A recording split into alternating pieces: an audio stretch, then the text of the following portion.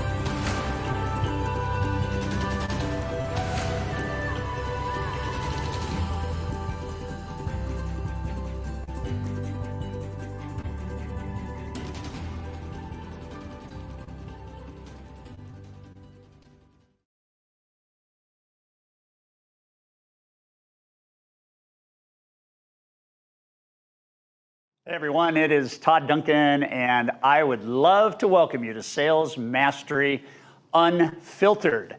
We're doing something this year that we have never done before. We're bringing Sales Mastery from one of our homes live to you in your home or office or wherever you might be. First time ever.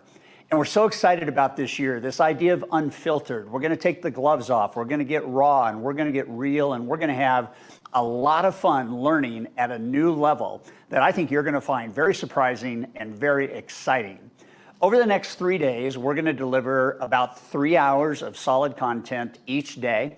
We're going to be featuring 17 of the best mortgage, real estate, and finance professionals. They're going to come and share their mindset, share their strategies, share the implementations that have given them breakthroughs. we're intending at the end of every session to have given you kind of a visual playbook of what you could go and do as you model these best practices. Unfiltered also means that we are going to be very, very organic. We're going to have conversations that we don't know where they're going to take us, but it's going to be really enjoyable and I believe fun and inspiring to watch these conversations take place. You can see that right now I'm standing in front of my friend, Mr. Albert Einstein. Now, I only say he's my friend because as Deb and I were looking for art for this particular house, we came across this oil painting, and I was thinking about what inspiration could we have in our home, and I got to thinking that Einstein could be great inspiration. There's been other thought leaders that have used Einstein as a motivation, and I think that for me and for Deb, it was like, that is a beautiful piece of art, and it's going to remind us of some things that are really important. And I believe the things that it reminds us of, I need to remind you of before we actually get into the deep content of these first 25 minutes. I think that Einstein, gosh, I think by the time he died, he had 69 patents. You know, obviously a great thinker, but it was interesting. One of his best quotes, I think, that revealed the true genius of who the man was when he said, "I have no special talents. I'm passionately committed to curiosity." So one of the things that I would love for you to embrace as we go through our time together for all 3 days is curiosity. Be curious about what you're hearing and how it might work for you and how it might change forever the trajectory of your business and your life. Curiosity to look through observation at the things that can give you the leg up, that can give you that strategic advantage, that can give you that change that you are seeking. The second quote that Einstein gave us that I love personally is this idea that we cannot solve the problems that we're currently experiencing at the same level of thinking when we created that problem. And so part of how that applies to us here today and to you going into the end of this year and next year is, how are you thinking? And are you thinking from a position of abundance and really feeling that attraction of, I can achieve anything that I want to achieve? Or do you come at thinking from maybe a doubt or a fear or maybe even a little risk? And what does that really mean to you? And so let's be curious together. Let's think together. And my goal, and I'm sure your goal, is if you're going to invest the time to watch these interviews and these vignettes and presentations, you're going to want to make some change. And we're excited about the change that you're going to be able to make. So let's jump into this first 25 minutes or so. This is entitled, Why Works. Yesterday, I was doing some research on this topic, and I just simply typed into a search engine, how do I create my why? And within about two-tenths of a second, I got 432 million responses. What that tells me, and I think what it should probably tell you, is a lot of people are searching for meaning. They're searching for, what is my why? Why am I here? What is my purpose? For what role have I been born to play? And if 432 million hits come up on how to achieve that, it could take a lifetime to find the one piece of gold that would give you the breakthrough. And what I'm going to do is I'm going to deconstruct why. I'm going to deconstruct the whole idea of purpose, why. They're both the same. What is my purpose? What is my why? They're both the same. And I'm going to deconstruct that so that you can see the 3 reasons why works. I first became fascinated with the concept as a 26-year-old loan originator. I had been in the business for about 3 years. I was setting some cool records. I was the number 1 or 2 guy in my company every single month. And I first got exposed to this idea of what really pulls you forward, what really is the basis for your vision and what you end up doing in life. And what is that centering mechanism that you need to find, that once you find it, it becomes your North Star.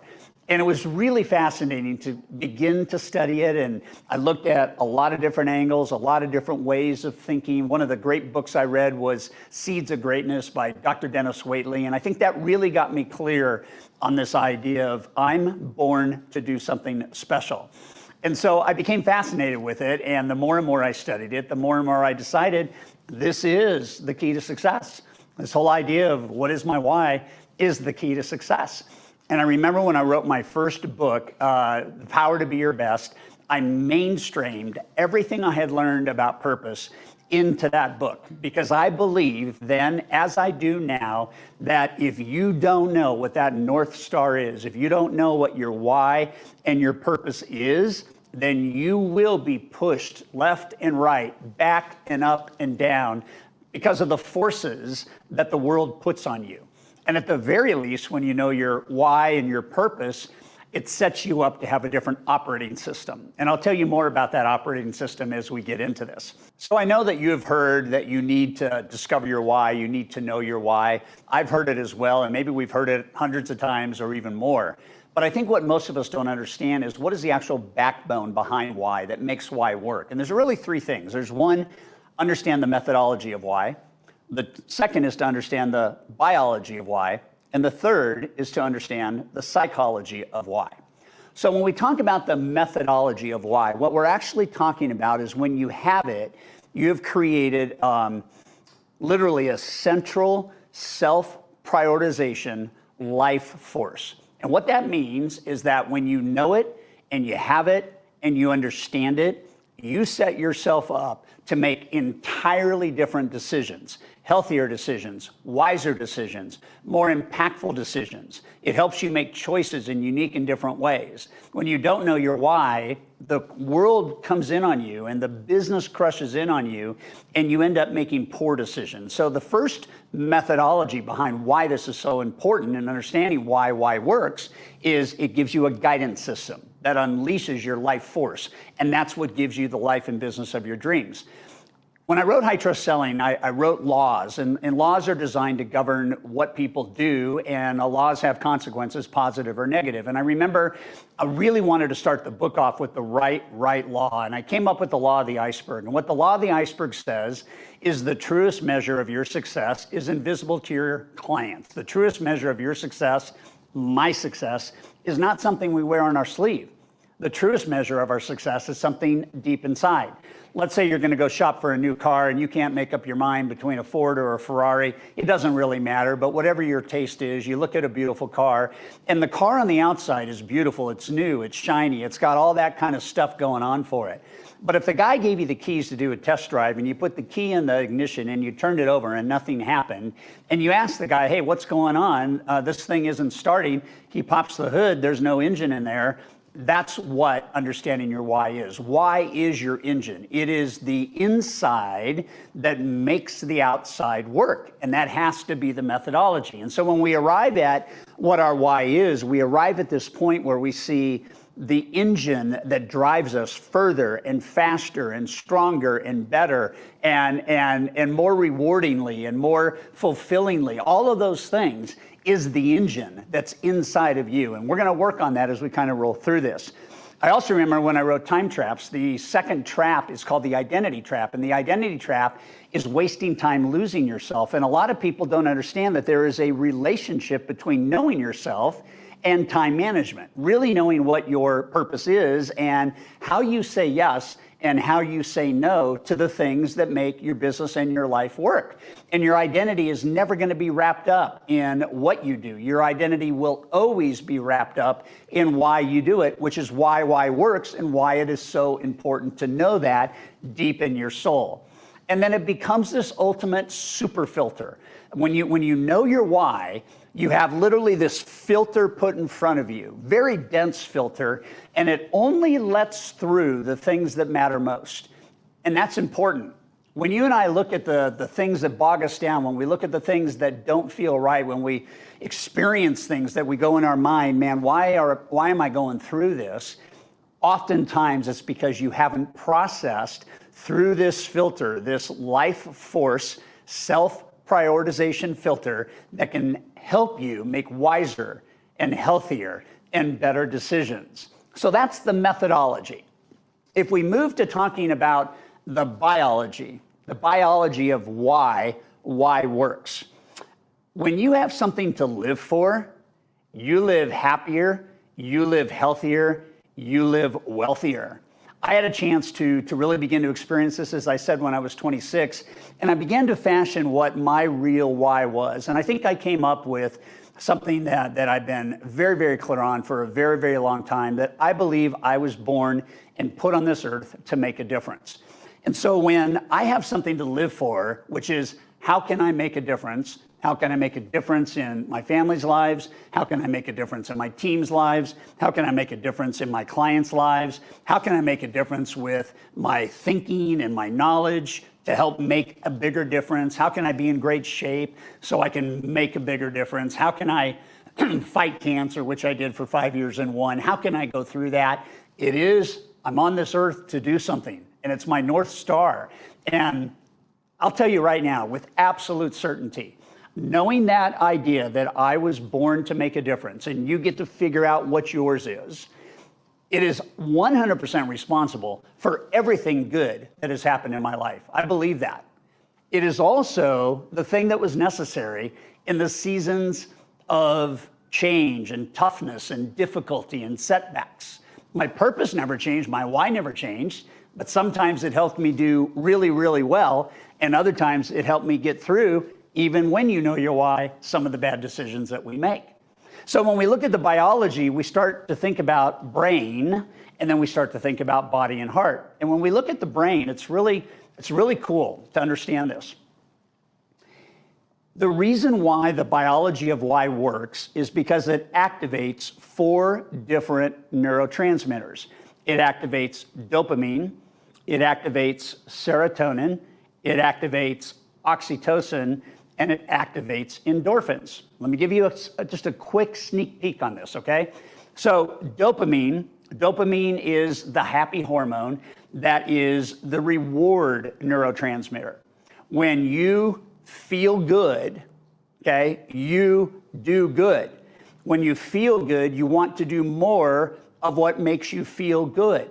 When you do what makes you feel good, business, life, health, whatever it is, dopamine gives you a attaboy, attagirl, it's a pat on the back, and you're actually reinforced to do more of the behavior that makes you feel good. So we want more dopamine, we want more of the feel-good, happy hormone. We have to be good at what we do, why we do it. We have to get better at what we do and measure it. We have to understand that all good deeds, all great decisions, all things that I do well kick into action dopamine, and dopamine helps me feel good. There's no real downside to feeling good. And when you do what makes you feel good, you feel better and you want to do more of it. So that's one of the 4 biology things that kicks into gear. The second is serotonin. Serotonin is the mood regulator. What we know about serotonin is we know that it helps stabilize the way you think about progress, about risk, about decisions. It helps stabilize and help you be more optimistic when the rest of the world is feeling pessimistic. It helps you change the way you think of a sales call, that instead of being reluctant to make a call, you're actually excited to make a call. These mood stabilizers, if you will, they give you a better life experience, but it only happens when you're in a good mood. So the reason why dopamine feeds serotonin is if you feel good, you do more that makes you feel good, which actually improves your attitude and your mood, and that just cascades throughout your whole life. The other thing serotonin does is it regulates our sleep, it regulates our digestion. We know that sleep is a big deal to success. We know that digestion and avoiding inflammation is a big part of the health picture. So when I have my why oriented and I'm living it out, then I've got these massive doses of serotonin that are coming in. The third neurotransmitter is oxytocin. So oxytocin is called the love hormone. We won't get into the intimacy of the love hormone, which is when you're together with somebody you truly love and you have an intimacy and it leads to the physical attraction that leads to that connection point. We won't go any further than that. But the oxytocin also is the love juice for how you feel about you. When you look in the mirror and you feel good about yourself and you love yourself, that releases more oxytocin, which then causes you to have surges in empathy and connection and trust. Because let's face it, if we don't love what we do, we're not going to feel this. If we don't love our clients, we're not going to feel this. If we don't have a love affair with our team in the most professional way possible, we're not going to feel this. So dopamine and serotonin and oxytocin, they're all biological things that most How Do You Find Your Why videos will never tell you about. But the psychology of success involves the biology first. And then finally, we have endorphins, right? And endorphins are literally the pain reliever. You want more endorphins because you don't want as much pain in life. And the only way you get more endorphins is doing things that cause success and not pain, and having a different response to pain if it actually occurs. And so when we think about the biology, it's super, super important, right? And when we look at health, it's very interesting. We look at a study done in 2010.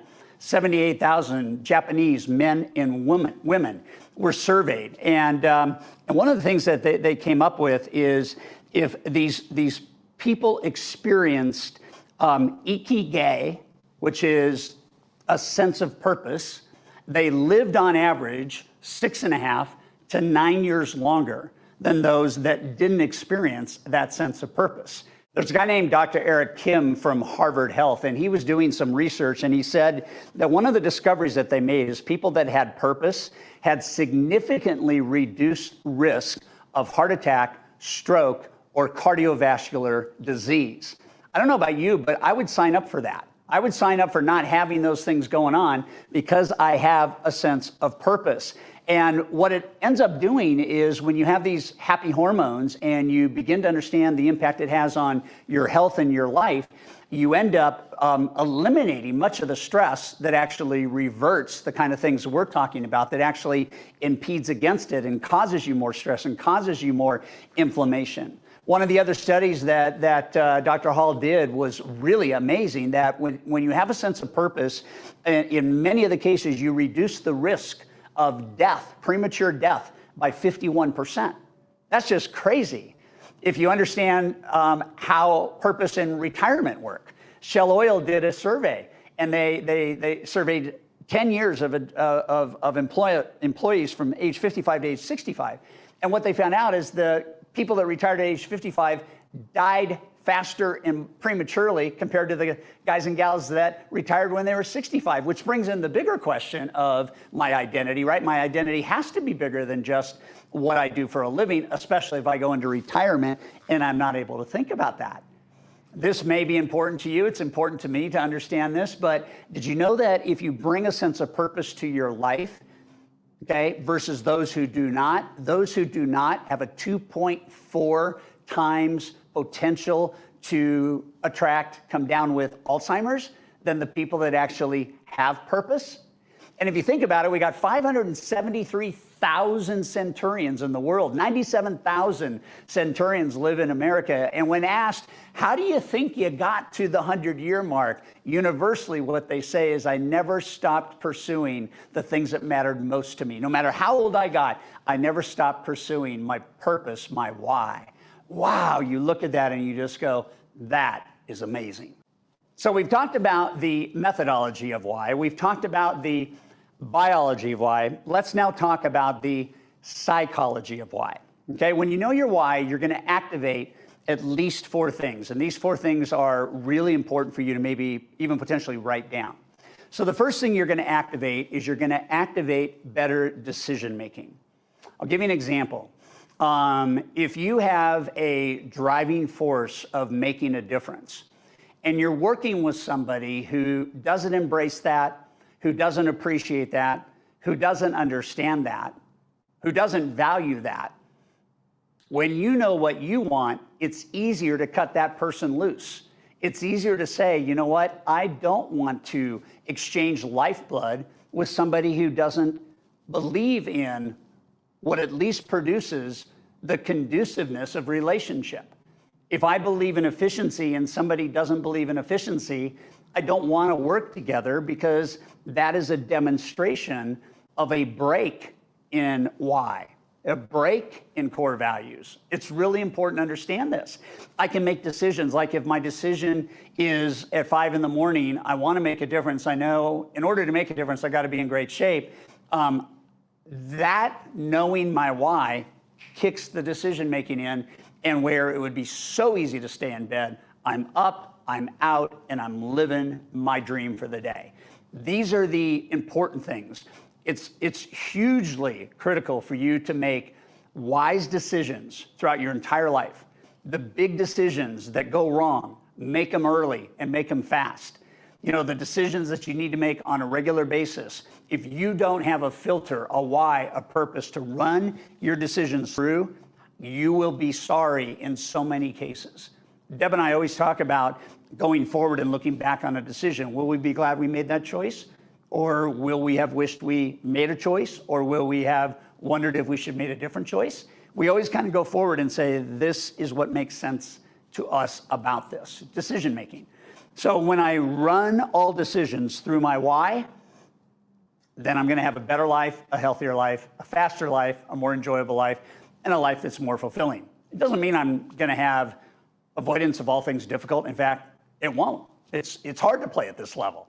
The second thing that knowing your why activates is confidence. And one of the things we know about confidence is it is the necessary factor to unleash and activate compounding in your business and your life. So when I know my why, I'm going to make better decisions, and I will develop more self-confidence around those decisions. And as I live confidence out, here's what happens, and this is why works, I develop more consistency. If I'm not confident, I won't have consistency. Why works is because it gets me clear on what do I have to be good at, and once I'm good at it, I'm confident in executing it, and when I'm executing it at scale regularly, because I've made decisions on what to say no to, and I'm only going to focus on this, then I do it more consistently. And the mother lode to why works is the constant decisioning every day that compounds.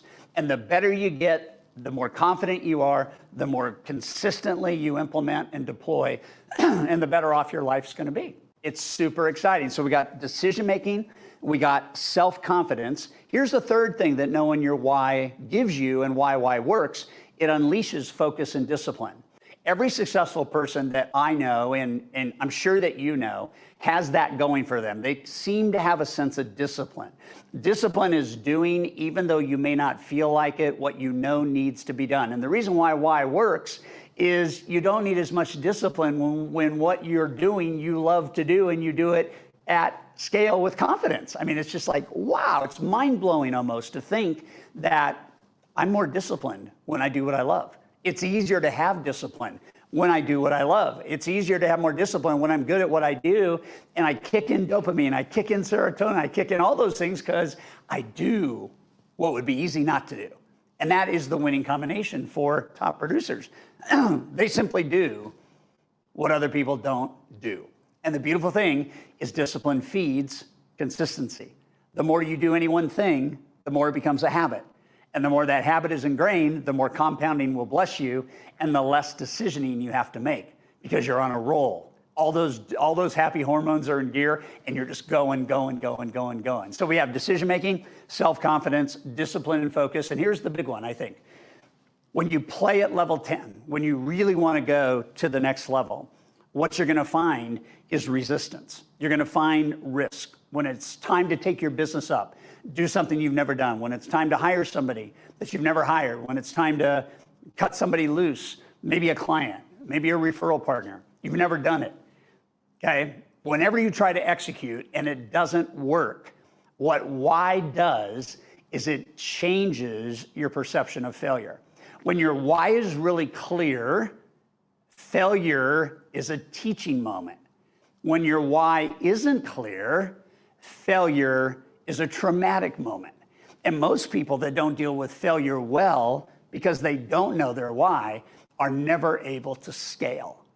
So in these 25 minutes, it's been about the methodology of why, it's been about the biology of why, it's been about the psychology of why. And if you put all those three things together, you will discover your purpose, and your purpose will be your North Star.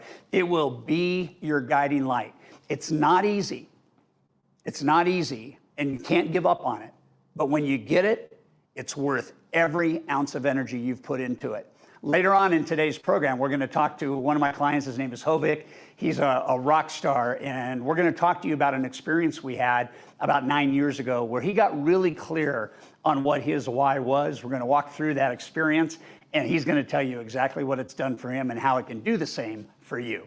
So we'll be back with our next presentation in just a moment.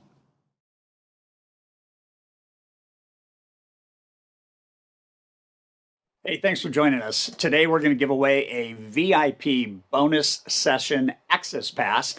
The VIP sessions are for anybody that wants to engage with me, and based on that day's curriculum at Sales Mastery, throw me questions that you need answered. We're going to do this for an hour each day at Sales Mastery, and we'd love for you to win that free pass. Pay attention and make sure you engage in the chat. That's where the contest details will be posted. And we will be picking a winner shortly for the VIP bonus session access pass.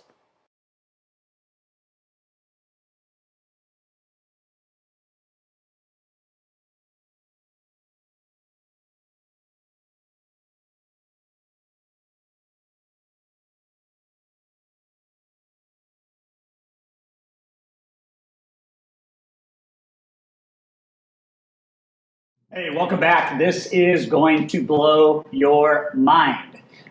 We're going to be talking with two superstars. They happen to be wonderful friends of ours and also sisters, and it is an amazing story. We're going to be talking about living the high trust dream, which is what I hope everybody gravitates towards as we continue to help this industry play at level 10.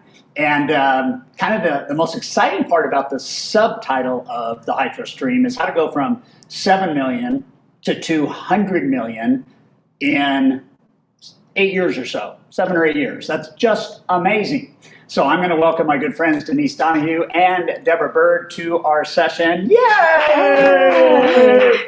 So good to have you guys. It's amazing. In our home and in Las Vegas, and what a story we have to unpack. Man, we're staying here for a couple nights. Did you know that? Perfect. Yeah. Okay. Yeah, Good. we got plenty of bedrooms. It's unfiltered. We can do anything. So I think what we ought to do is we ought to start with the story. And I think, the question, like, what were your lives like in 2012 before being introduced to this whole thing? So why don't we start with you, Denise, and then we can go down to Deb. Well, April 2012 is when I got licensed. And it's so funny. I actually remember writing a journal, and it asked, what are your 3 biggest goals for the next decade of your life? I still have this journal. And I wrote on there, house with a pool, Escalade, and a beach house. And that is how big my brain could think at that time. Like it said, whatever you want in life. And that is as big as I could dream. And I remember coming to Sales Mastery, and I was blown away. Seeing all those people up on stage, I think what was most eye-opening is I think I realized that I had a negative connotation with people making money or success because of how I grew up. Nobody I knew made money, and I almost felt like if you did make a big amount of money, it was because you did something illegal. That was like my mindset.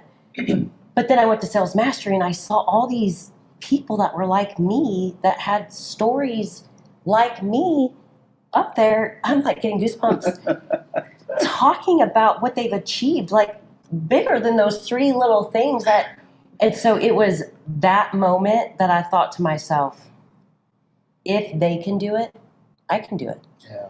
And it's not that it's easy. This business is not easy. But if that person who grew up the way that they grew up with parents who made that kind of money and that, nucleus of friends, if they could do it, why can't I? Yeah. I got to tell you guys, as you watch this, we came off this why works. And one of the things we said is we want you to go through sales mastery being curious. And we want you to go through sales mastery thinking at a level that you have not yet thought at. And I think that's what you're talking about here, is that if we can be curious about what works, if we can look at people that are making it work, and we can begin to think that too could be us, that kicks in that belief factor. And I think you got permission at that moment to, okay, maybe I can, right? Yeah. And that good people do, and they do more good in the world. And it was a whole paradigm shift that I had in that one event. I walked away a different human. I walked away saying I'm going to work hard because I knew that you had to do that, but I walked away a completely different human. Wow. Yeah. How about you?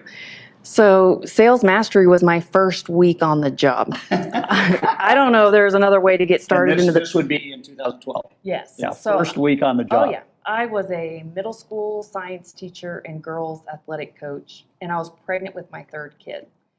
And my husband was a teacher and a coach, and I knew I needed to make a change. And Denise was like, why don't you come to the mortgage business?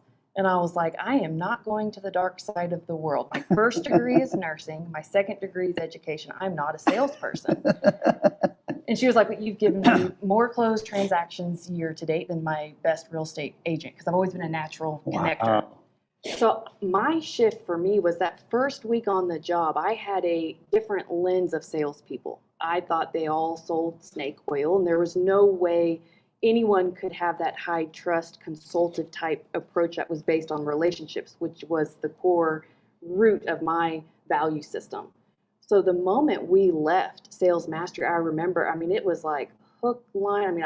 I was bleeding. I think it was the 20th anniversary, if I remember correctly. Yeah. It was a great, and I was hooked. It changed my life, not only for what now I've accomplished from the day we joined Sales Mastery, but then the way I viewed how salespeople could actually still give advice and be the consultative type, high trust sales professional. Yeah, there clearly was a better way, and you guys have been perfecting that for, it is like 9 years now, right? Yeah. Yeah. So what happened then after Mastery? So after Mastery, I started realizing that if I wanted to grow a business and turn this mortgage gig into a business, then there was two things that I was going to have to do.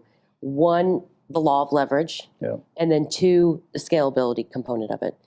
And the law of leverage for me back in, I think it was 2014, meant I was having the same conversations over and over and over. I was answering the same questions. And I don't even know if you remember this.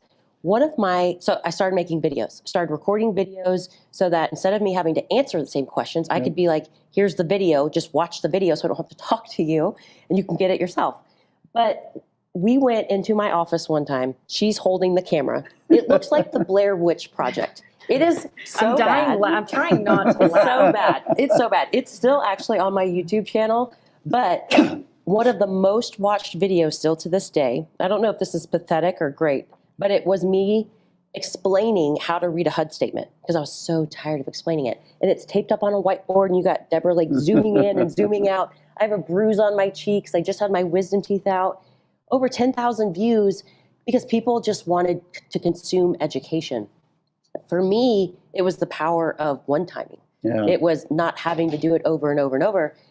And so that was huge for me. And then over the years, of course, it got better and better. We've implemented, even email signatures and our power to scale but keep the experience the same is from your business practice of, you've got to be able to scale it. And to do that, you have to put little micro things in place. So look straight into the audience's eyes and tell them what one-timing means. One-timing means you can answer a question one time for someone, well, I guess for multiple people, over and over and over. So if you go to my YouTube page or on my website, I answer things like, what is the debt to income ratio? How do we set up your loan amount for refinancing? Like, if you're a loan officer right now, the biggest thing I could tell you to do is go write down the top 10 questions that you get from clients, top 10 questions, and then do it for real estate agents. What do you get over and over and over? And just record the video. Even if it looks like the Blair Witch Project, it still works because people are thirsting for good content. And then if it's the weekend and you have a real estate agent that says, hey, I need you to call so-and-so and explain to them what the escrow deposit is, I can send a text to that client now and say, hey, great, I'm actually at Carter's soccer game, but I have this video for you. Here's the link. Take a look at this. If there's any questions left unanswered, I can talk to you on Monday about it. So one-timing is probably one of the most powerful productivity ideas that there is. And anything you do multiple times, if you can automate that into doing it one time and then using it time and time and time again, that's what one-timing looks like. So we're going to come back between 12 and 14. Okay. But what was your take then? So From the Blair Witch Project or whatever. I think it was about 6 months after Sales Mastery, we went to what is now called High Trust Academy. Yeah. Here's the part of the story Denise leaves out. Oh boy. I was the person on the team who was to implement and execute a lot of the strategies that we learned from High Trust. Part of that was breaking down and then scaling. Okay, we have to phase this in and make it micro projects. That was my main role on the team. But during the process and the journey, I have to be very honest with you, I was a little lost because after High Trust Academy, you kind of hit a vein for me that went straight to the heart where I was really wrestling with, am I really living my true purpose? I just didn't feel like at the core doing mortgages kind of one-on-one with clients. And I felt guilty for admitting this, but I didn't feel like it was enough of an impact for me. And part of it, High Trust Academy, you're really putting your life plan together. Right. And you are asking me questions I had never asked myself, nor even knew how to put myself on the map. And I think as women, at times you can feel guilty goal setting or looking at what is it I want for me when I'm so used to serving everybody else, whether it's a husband, your kids, people you work with, your team. How do I make it about me? And what do I really want? And is it safe enough to actually say it and to write it out?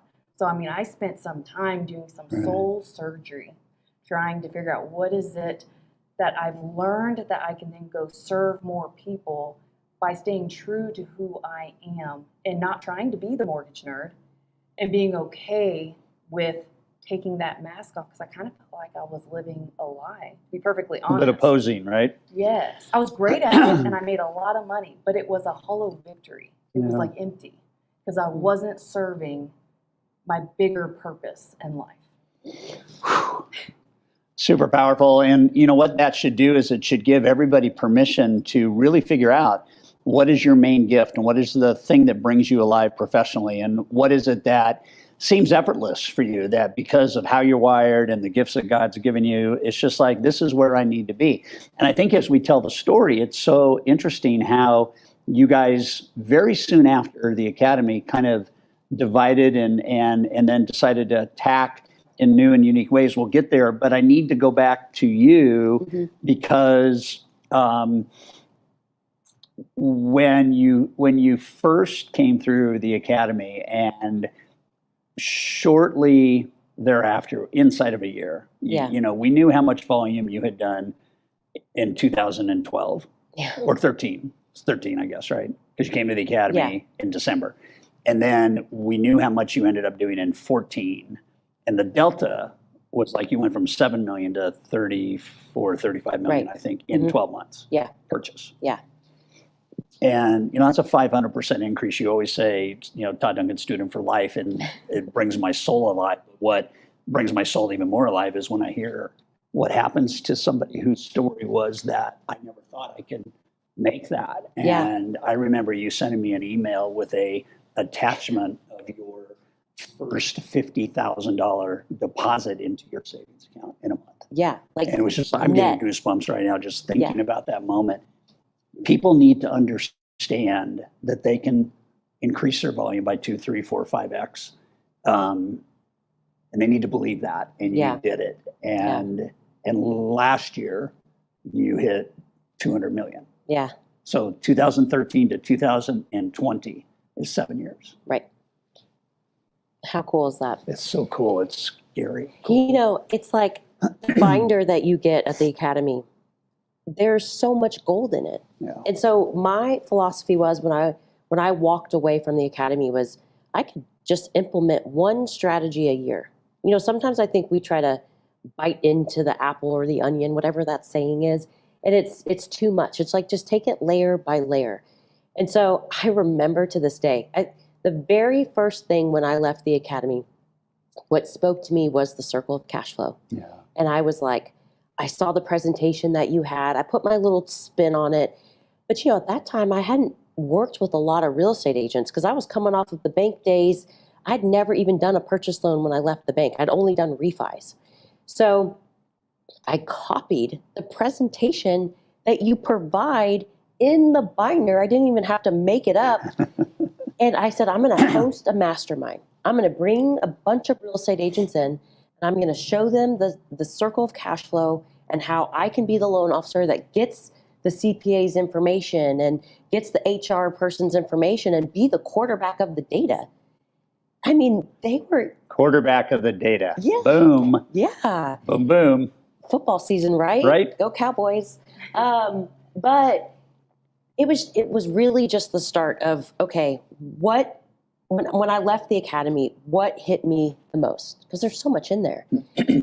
That spoke to me the most, and I went with it. And I hosted one mastermind. I think I partnered with a title company, so I've got this really great presentation. I can draw a bunch of real estate agents in. You know, they want that. Yeah. So we did, and we got a bunch of people in. And then from there, I was different. I was a loan officer that spoke different. I was a loan officer talking about ways to help them grow their business. I didn't really know how yet I was going to implement it. I still had my golden ticket, and I knew, like, I had it from you, but I hadn't yet put it in mind how I was going to do it. But I just went with it, and I did it. And that year, 34 million, I think I did those every 6 weeks. It was the easiest thing ever. Yeah. But the biggest problem that year was like, who's going to help me with all these loans? That was the biggest problem I had. So that, like 3 pages in that, I don't even know how big that binder is. 300. Holy smokes, it's bigger now, Yeah, right? yeah. Okay. So it's like you could just take one page out of 300 and increase your business and change your family's life. Just pick one. Yeah. Just one. Yeah. And you guys, of course, have picked more than that, and the binders are still on your desks. They and are. You're still Absolutely. using the material. 60 seconds, explain what the circle of cash flow is. So the circle of cash flow is, as a loan officer, you get a bunch of information. It's what you do with that information to give it back to the real estate agent to help them grow their business.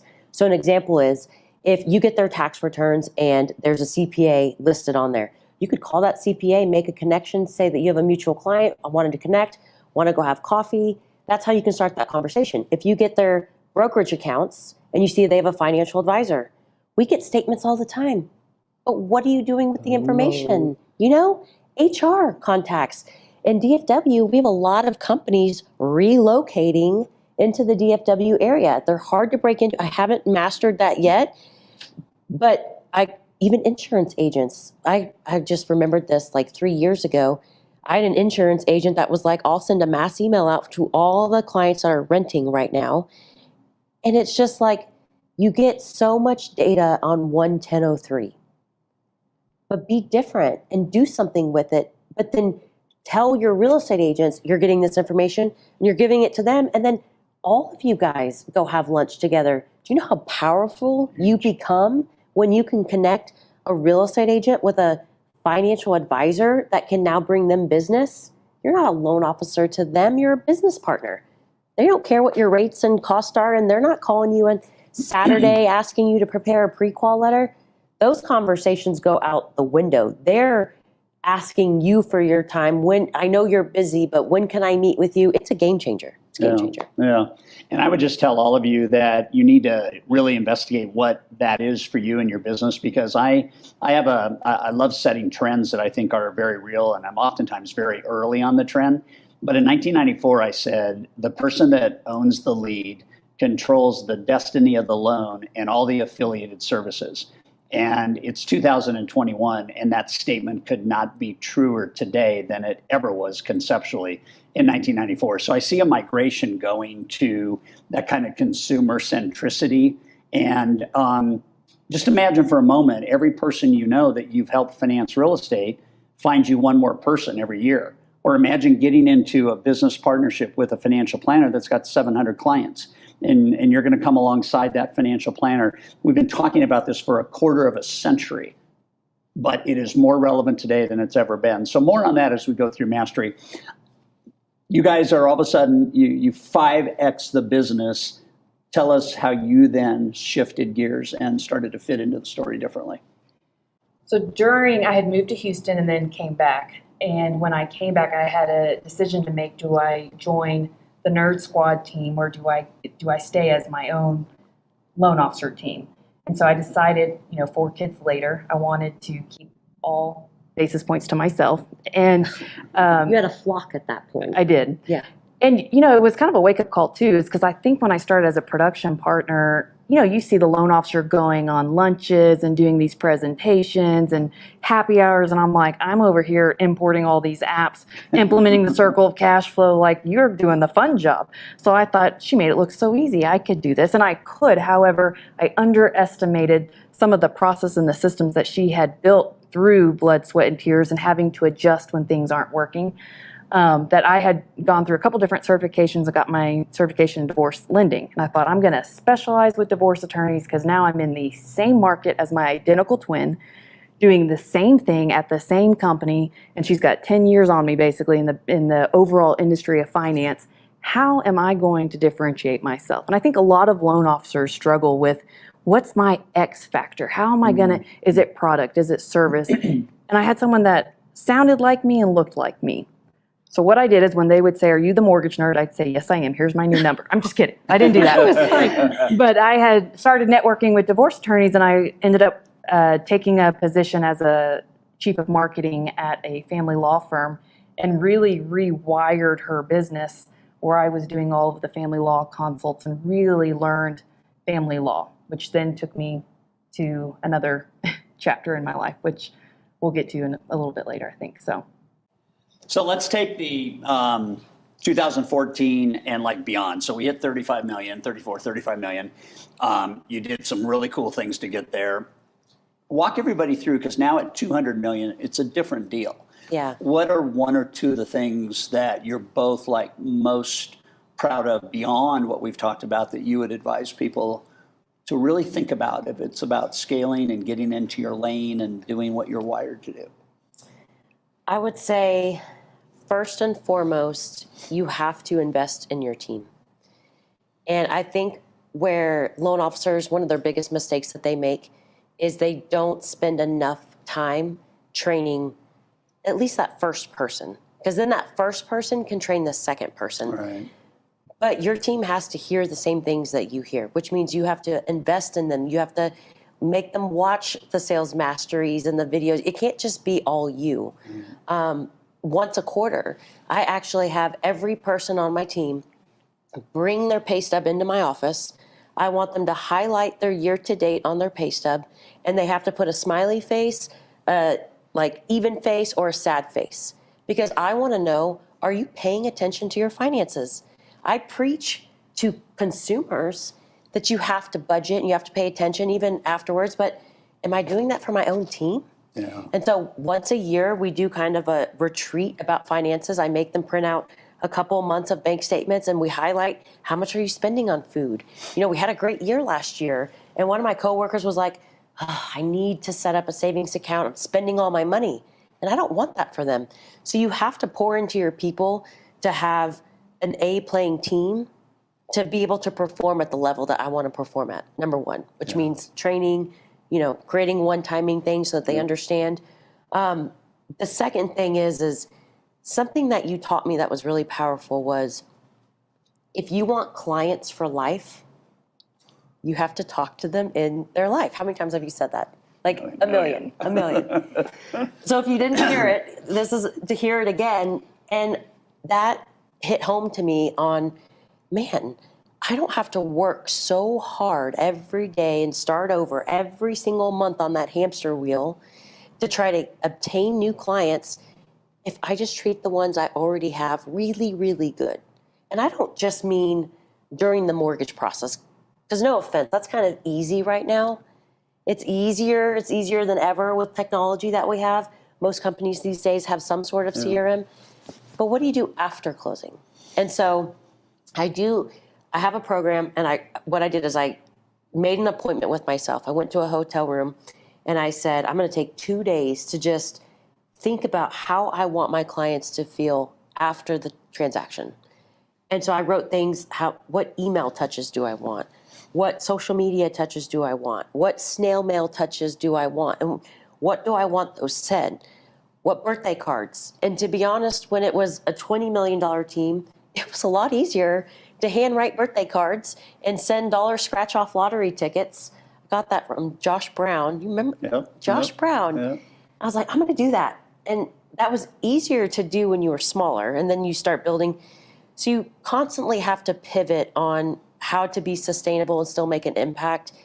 And so now we rate our clients. That might sound bad, but the ones that are our top team, they get the handwritten birthday card and they get the dollar scratch-off lottery ticket. Everybody else will at least get a text message and an email. It doesn't go at 6 a.m. It's not a big picture. It says, hey, I noticed it was your birthday. Are you doing anything fun? ?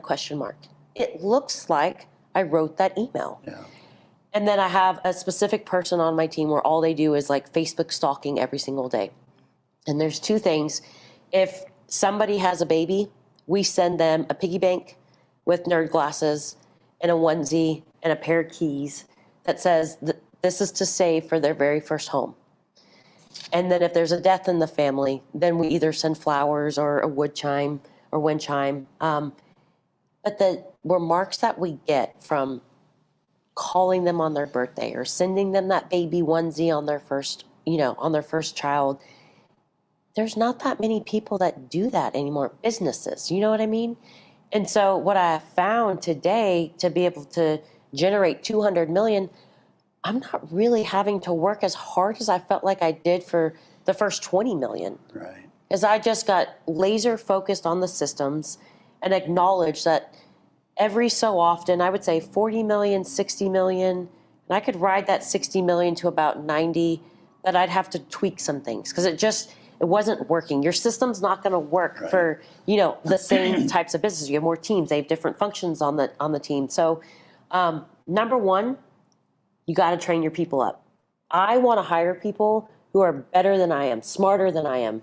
And actually, they all are. They don't even want me to touch a computer at this point. Stay out of our way, Denise. Stay out of the way, yeah. Number two, if you want a client for life, you have to talk to them in their life and be genuine about it. Those would be my two things, to just keep at it and tweak every so often. But man, those two things are good. Yeah. So one of the big value points I think that everybody needs to understand is that's where your actual residual wealth is going to be built. If you don't have your eye on your clients that you want for life, you're not moving fast enough to residual income. And residual income is, I don't have to work as hard to get it. I've got an asset that I'm building. I have higher trust, faster conversion, less shopping. We have more in tune clients. And when you really do the math on it, and if you think about, making $3,500 alone, and you got a buyer that loves you and trusts you and will fall on the sword to recommend you, and you get a referral that closes like every 12 to 15 months, call it 4 loans in 5 years. I mean, that's $14,000 in residual income from one client. And you take that over, how many clients do you have? Is it 300? Is it 400? If you have 400 clients and you've got 14,000 a client, I think that's like $7 million over 5 years. And you just divide that up, it's like a $1.2 million a year. I don't get why people don't do this. In fact, you know what? We have surveyed 30,000 loan originators to date on a series of diagnostic questions. And the largest question that fostered the highest regret was not staying in touch with my clients that I've bet. that I've done. Yeah. Yeah. So then where do you fit into the client for life thing and all of that, Deborah, as we kind of think about what happened in the journey when you decided you wanted to get into your main lane and change gears? So for me, the biggest takeaway I had, the first one, is challenging my beliefs, because I feel like that's the root of all of the success. And had I not had the introduction to Sales Mastery and then the High Trust Academy, I feel like you have to have a strategy, whether it's every quarter, at least every 6 months, of who are your mentors, who are your coaches, where is the accountability where you take time away from your busy, hectic, chaotic life of being in the business and escaping a bit and turning all the noise off. If you could just mute it and listening to your heart of what you really want and learning to be okay with being authentic. That was, there are some dark moments, and I shared this with you before of, I had sent Todd a video message a couple months ago, and I had shared with him, I don't know if you knew this directly because I'd never shared it with you before, but the community and the tribe that you've built for our industry and just the high character people that I met at Sales Mastery that I then chose to follow on social media, that as I was going through my darkest moments of trying to figure out where where did I fit in this space?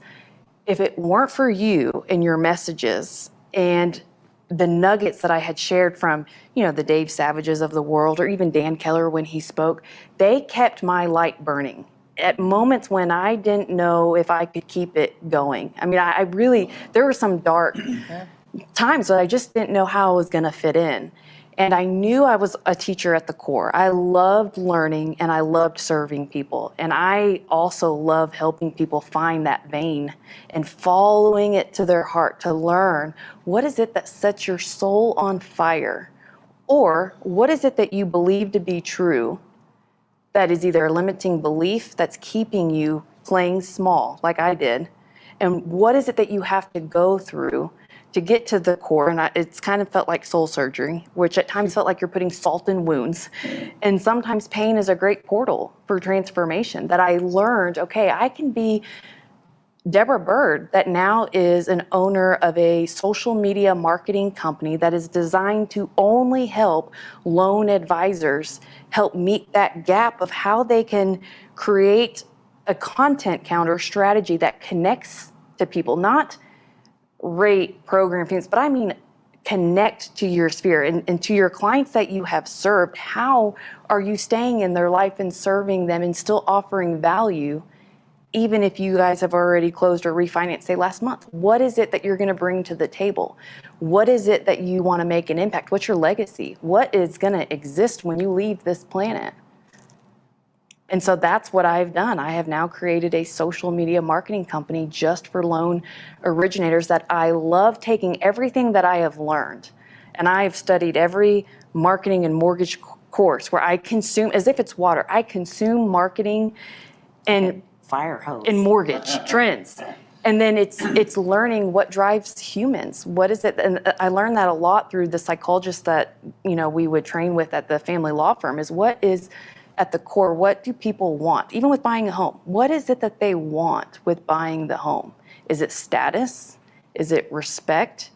Is it to feel appreciated and loved? Secure. Is it security, certainty? And then let's look at the mortgage process. What are their fears? Humans don't like uncertainty. So where can we remove friction in the process by maybe asking better questions so you can go deeper?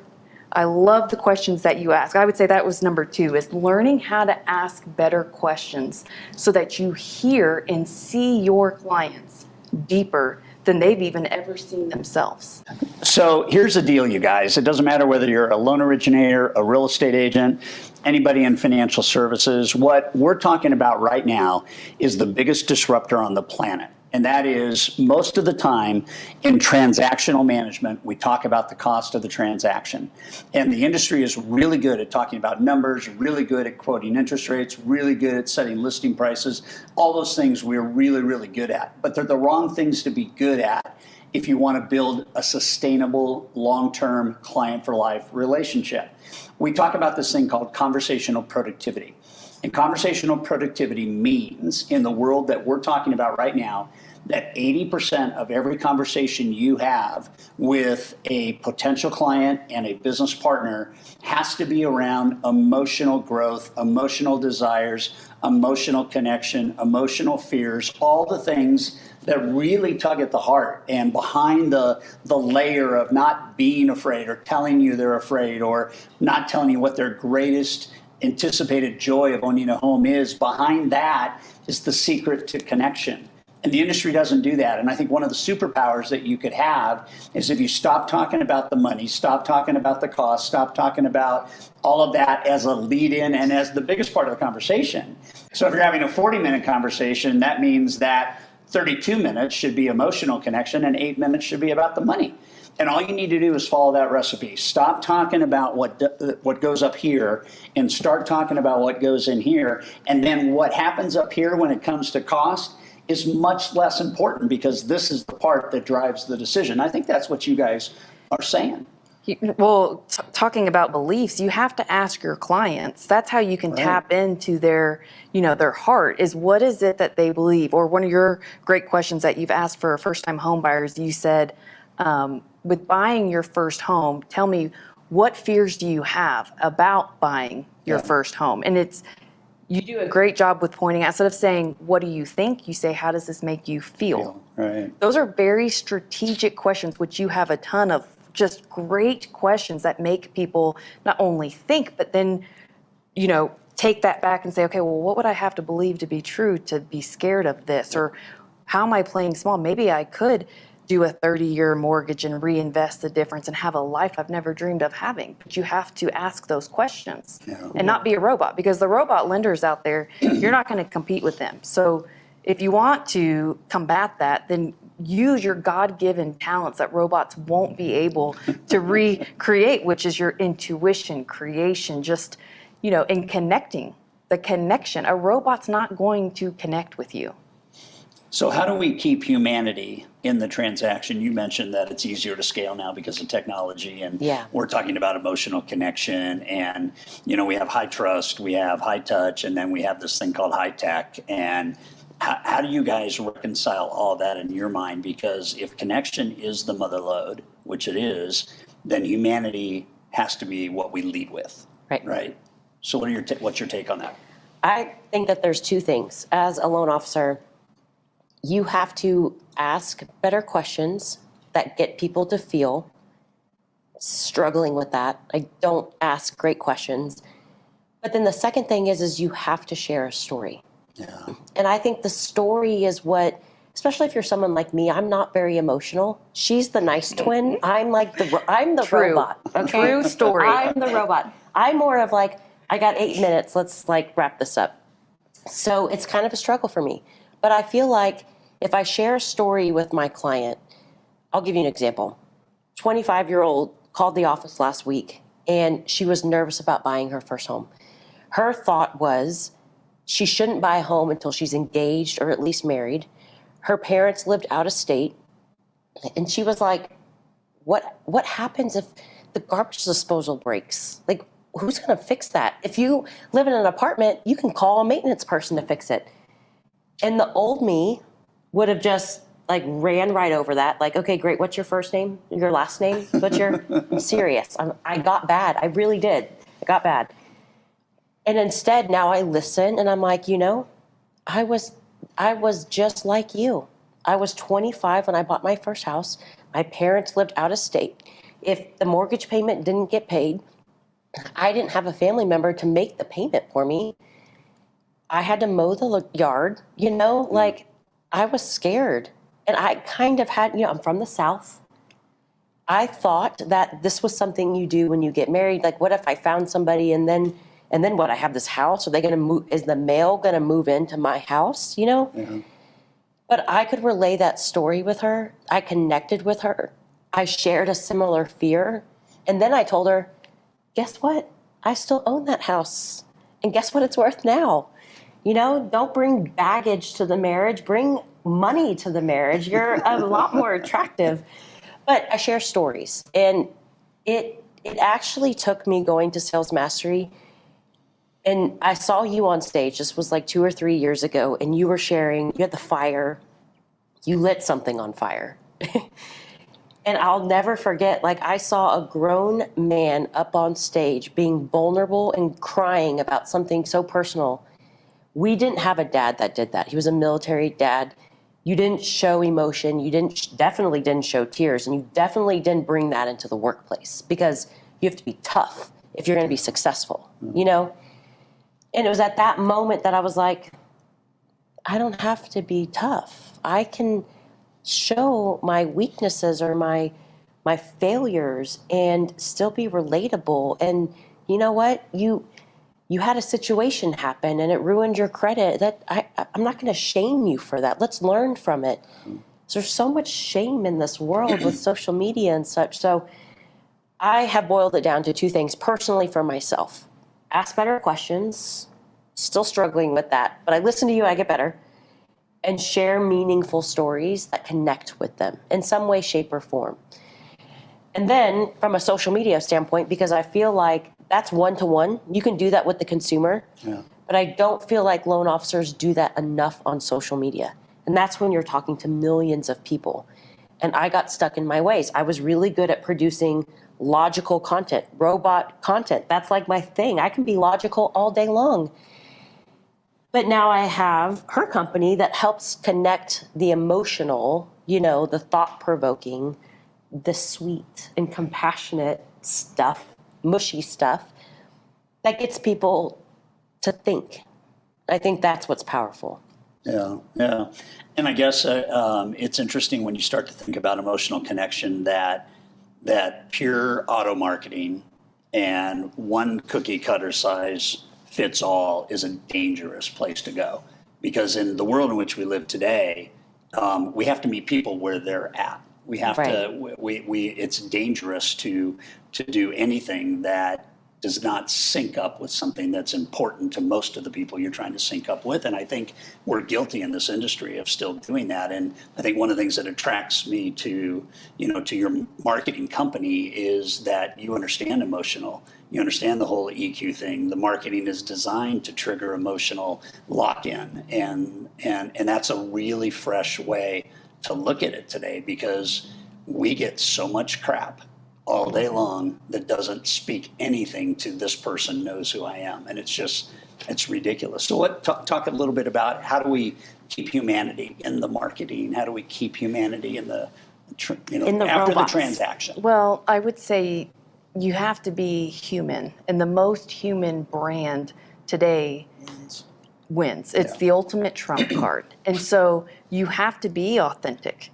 It means you have to rip the mask off. And I kind of love that this year's Sales Mastery is unfiltered, because people have got to adopt and learn that it's the imperfections that make people fall in love with you. And people don't fall in love with the brand. Usually it's the people behind the brand. What is it that you serve? What matters? I had done an interview with Harley Davidson. And, Harley Davidson has one of the best brands because they build a tribe and a community that people want to be a part of. So how are you doing that today in your community with the families that you serve? And, sometimes I ask the loan officers when we do onboarding these questions, and it's tough because they tell me they stay in their client's life forever and they do reviews. And I'm like, but do you? Prove it. Because nobody trusts marketing anymore. I mean, you can see a 5-star review and you're thinking, how many people did you pay? Or these are probably all your friends and family. And I always say marketers usually end up destroying everything because you over market. And so there's been a bad rap with manipulation, which I will not support. There's a difference between neuromarketing and manipulation, and using it as a platform to teach and to educate in a way that keeps it human, and using human stories and how you've really changed someone's life. Like we did one of a single mom refinance. Her level and her beliefs where she just wanted $5,000 out from a refinance so that she could do some renovations. And so if you could picture a ladder, okay, like some people are on the second step. And so your level of perception is here. But then going to sales mastery or meeting with a true advisor, you're now on step 5. So now your view is a different view today than what it was before. Right. And so she changed this person's life. And all we did is we took a real client example of the problems that they solve, being a solutionist, I believe is your word, a solutionist. That's what you use social media and how you keep the connection, and you tie in what are the problems that people are having. And then you stay in touch with them. So with COVID that happened, what are you doing to check in on your clients? Do they even know their interest rate? Because 1 out of 4 Americans don't know their interest rate. I better not call. If I was a secret shopper and call your database, how many of them would be able to tell me what their mortgage strategy is? Right. Yeah. And then with the holiday seasons coming up now is the best time than ever to give thanks, to tell them you appreciate them, because of the human needs, the one that we can help the most is significance. Right. And then contribution. How are you contributing back to your community? What nonprofits are you a part of? Yeah. Super. What about people on your team? They have a voice too. Is there something they're passionate about? So again, it's going to that vein and finding what motivates you, what drives you, not only for your team, but your clients, and then staying connected by asking them good questions and paying attention to their kids' name, looking at their tax returns, seeing their kids' names and their birthdays, and being intentional of sending a birthday card on their kid's birthday. You want to get to a parent's You want heart. to go to a level that nobody goes to, and that is the dependents and their age. Yes. Boom. Yeah. Put that in your CRM, make it a strategy. Yeah. No, it's huge. Well, Todd back there just said, he was like, I do stuff for the dogs. I'm like, gosh, now I got to do stuff for dogs. I'm slacking. I was like, I can't keep up with all that, but it's true. Well, I think that at the very least, what we've done in these 45 minutes is we've basically given people permission to believe at a higher level of what's possible. I think that we have talked very specifically about the absolute importance to build long-term relationships, and that, to your commentary, Deb, that it's about this connection piece. It's about ask the questions that you've never asked so you can learn the things you've never learned, so you can solve the things you've never solved. And if you do that, you don't have any competition. Yeah. You really don't, right? Final thoughts. I just wish I had an earpiece of you, like when I'm talking to clients sometimes, because the way you deliver it is so much better than what happens in my head. No, I would say believe in yourself. I hope with us sitting here today, we came from absolutely nothing. Our house got foreclosed on when we were graduating high school. And I have a passion to never have clients or anybody that comes into my life ever have to go through that.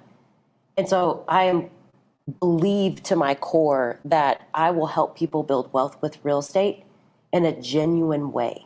Boom. Yeah. Love that. It's funny with mine, with the same story, and here we have identical twins who experienced the same upbringing and version of what happened. My biggest takeaway from that was making people feel like they belong. And that's something that I've always been told is kind of a unique identifier, that I have this ability. If it's a broken soul who was going through divorce, if it's a loan officer not understanding how am I going to get to the next level, or a client, I could always find a way to help them feel like they belong. But to piggyback off what you said with beliefs, here's the thing is you have to have a system or an accountability partner or a program that is helping you challenge your beliefs. It's hard to do on your own. Yeah.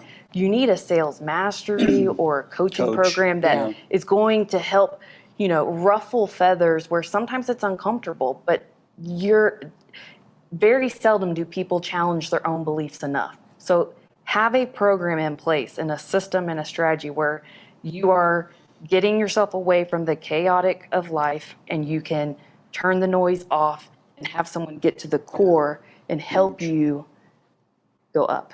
Yeah, big. Well, a delightful 45 minutes, and these girls are just unstoppable, and it's been so fun to watch you guys win. It's been Thank so you. fun. I can't believe that we're going into a decade of It's knowing each crazy. other, and I think the future's bright for both of you. So Well, thank good you. to have you here Yes. at Unfiltered, and we're going to be right back. We're going to be talking about the theme today, which is to finally earn what you're worth, and we can definitely begin to see that with Denise and Deborah. And we have an interview coming up with a guy that I personally coach that is going to blow your mind in terms of really earning what you're worth. And we're talking at Sales Master, remember, curiosity and thinking, curiosity and thinking. And if we go from that $50,000 deposit that you made to seeing the deposit you're making today, it is mind-boggling. So come on back, and we're going to continue to go through day one of Sales Mastery. We're going to help you earn what you're worth.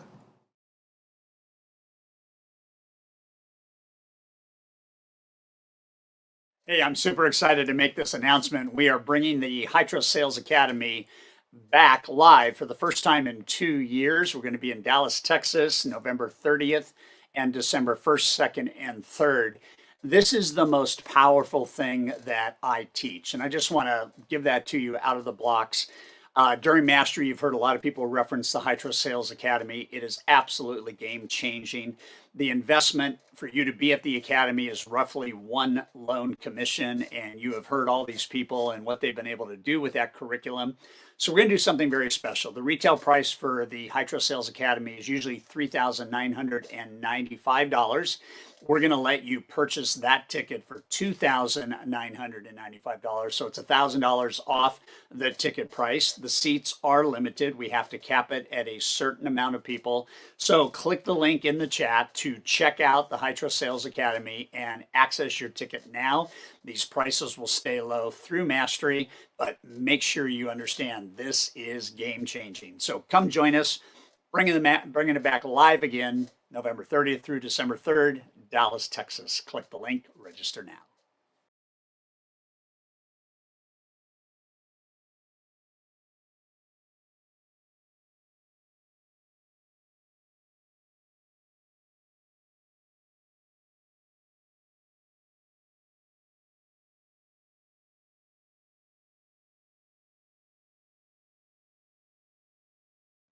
Right now, we get to hang out with one of my favorite people. His name is Dino Katsiamatis, and he is an elite member, and we get the chance to talk to him about just his journey going from originally getting into the business to what he's doing now to hit level 10. It's good to have you here, Dino. How'd I do on the last name? I particularly loved it because when you said it, you went like this. It sounds like there's some kind of grand finale at the end of your name. It's beautiful. But I'm doing great. Thank you for having me. I really appreciate it. No, it's good to have you here. And, the topic that we want to talk about right now, I don't think is like a main thought for most people. And the idea is simplify. Yeah. And the genesis of this was we gave everybody in Elite an assignment for when we met in Cabo a couple months ago. And what you had to do is you had to talk about something for 8 minutes that has produced at least $250,000 in additional revenue for you. And when I saw your topic, I was thinking, this is going to be interesting. So simplify your life, supercharge your results, slow down to go fast, do less, work smart, and make more money. Yeah. Tell us your story. How did you get going in this business? And give us kind of take us back as far as you want. Yeah, I mean, I think I'm at 23 years now. I kind of lose track after 20 somewhere. And but I was going to be a real estate agent. Got my real estate license, and kind of last minute, one of my friends says, "Dude, why don't you get into loans?" And it was back when seconds, HELOCs were big, and everybody was making 10 points. So I get into the business. I experienced just a little bit of it, and then that whole HELOC thing just died. It was over. Just like that. Just like that. And then, like we've heard many times over, right? The broker gives you a phone book and a phone, and start making some calls, right? Like generate some business. So it just kind of started out that way, which took a little while. But when you have enough fire within to go out and make it happen, you're going to make it happen no matter what you have to do. I love that. Fire within, you will make it happen no matter what. Yeah. So I'll tell a quick story about my very first deal. It was Christmas time, and I borrowed a boat for the Newport Beach boat parade. and I invited 5 realtors and asked them if they wanted to bring another realtor. And we went out, hadn't gotten any business from any of them, but we went out for the Newport Beach Boat Parade, enjoyed it. On the way back, turned off all the music, gave a nice little speech thanking everybody for it was my first year doing it. I know you guys all know that, but thank you so much. It's been a great year, and I couldn't have done it without you. Hadn't gotten a deal from any of them, but the very next day I got my first deal from one of them. Wow. Everybody knew they hadn't given me a deal, but they didn't know everybody else hadn't given me a deal. Oh, yeah. So they just assumed I was okay if all these people were giving me deals. And that was the beginning of it, and I started getting deals from most of them. That is amazing. That is amazing. So take us to when things kind of started going south. Yeah, so it was just a great ride the whole way through, up to 2008. And in 2008, everything, as we all know, fell apart. We've all lived that story, and if you haven't, I hate saying it this way, but I kind of think it was a good thing that happened to a lot of us, because it set us straight. It altered our way of thinking about a lot of stuff. Yeah. And what we thought was so great before, we realized means nothing. We got a better path to go down. So times got tough. And I also got divorced during that time. I got audited by the IRS during that time. My partner at the mortgage company left me hanging with quite a bit of stuff that I didn't even know about. And life was miserable. I'm extremely fortunate that I don't get depressed very often, but I got to tell you that was pretty bad. And that led me down a path for a while where it just, whether I was feeling sorry for myself or I was just being an idiot or whatever my life was, it wasn't good. And something happened, and I'll actually tell you, I was going to a men's group over at Saddleback Church, I don't know, several years later, and something just hit me. And it hit me like a ton of bricks. And that was the beginning of the turnaround. And a lot of that had to do with surrender. It had to do with God and my faith in God. And that was a turning point that was the greatest thing that could ever happen to me, because it set me on this path that was totally different from the other path. And I realized how fragile life can be, and how much I have to appreciate every little thing that happens. And if I can't fill my heart with gratitude, then it's not going to be a good life, So I started turning things around. So, Dino, before we go any further, use the word surrender. A lot of people think it's like, giving up or, just throw caution to the wind. And I don't think that's what you meant. But tell us a little bit before we go forward about what is surrender. Surrender is a powerful word that it means that you're finally letting go of the ego, and you're finally letting go of the baggage that's holding you down. And you have the ability to move forward. And you're now looking, when you're driving, you're looking forward instead of in your rearview mirror all the time. And for me, because of my faith in God, my belief in God, it also means there's a higher power that allows me to let go of all of that hardness that it was on my shoulders for so many years, And once I could let that go, everything seemed to just get better. And I'm not gonna lie, right? A little bit of that is mindset, and once you change your mindset a little bit, it gets better every single day. So then take us on the path you were taking us. So what happened next? So then I went through this process of reading the Bible, but I wanted to study it. And I wanted to start on page 1. I didn't believe in, if you read a book, right, you always start on page 1, you read to the last page. And I didn't believe in crisscrossing all the time like people were telling me to do. So I just started on page 1. And I got to tell you, it's a journey. Those beginning years are kind of difficult at times, right? But I stuck with it every day at 5 a.m., Monday through Friday. I'd read for a good hour and a half, and then I'd go to the gym, then I'd go to work. I'd come home, I'd eat, I'd go to sleep, and I'd do the same thing. And I stopped going out all the time. I stopped doing all the things that were toxic in my life. And it's amazing how that next year, and granted, we were in low years after two, but my income doubled. And then the year after it doubled again. The year after it doubled again. And that just kind of shows you what leading a good life can do, and a little bit of surrender, right? Now, I went through this process of, and I defined it in two different ways. Dino, I said to myself, come up with one word that describes your belief in God. Because people were asking me all the time. And that one word, it took me a while, but that one word was faith. And eventually I want to write a book on faith. That's, because with faith, you can do anything. That's that one thing. And then I asked myself, when it comes to life, what would you describe life as? Like, what's the most important word in life to you? And it was simplicity.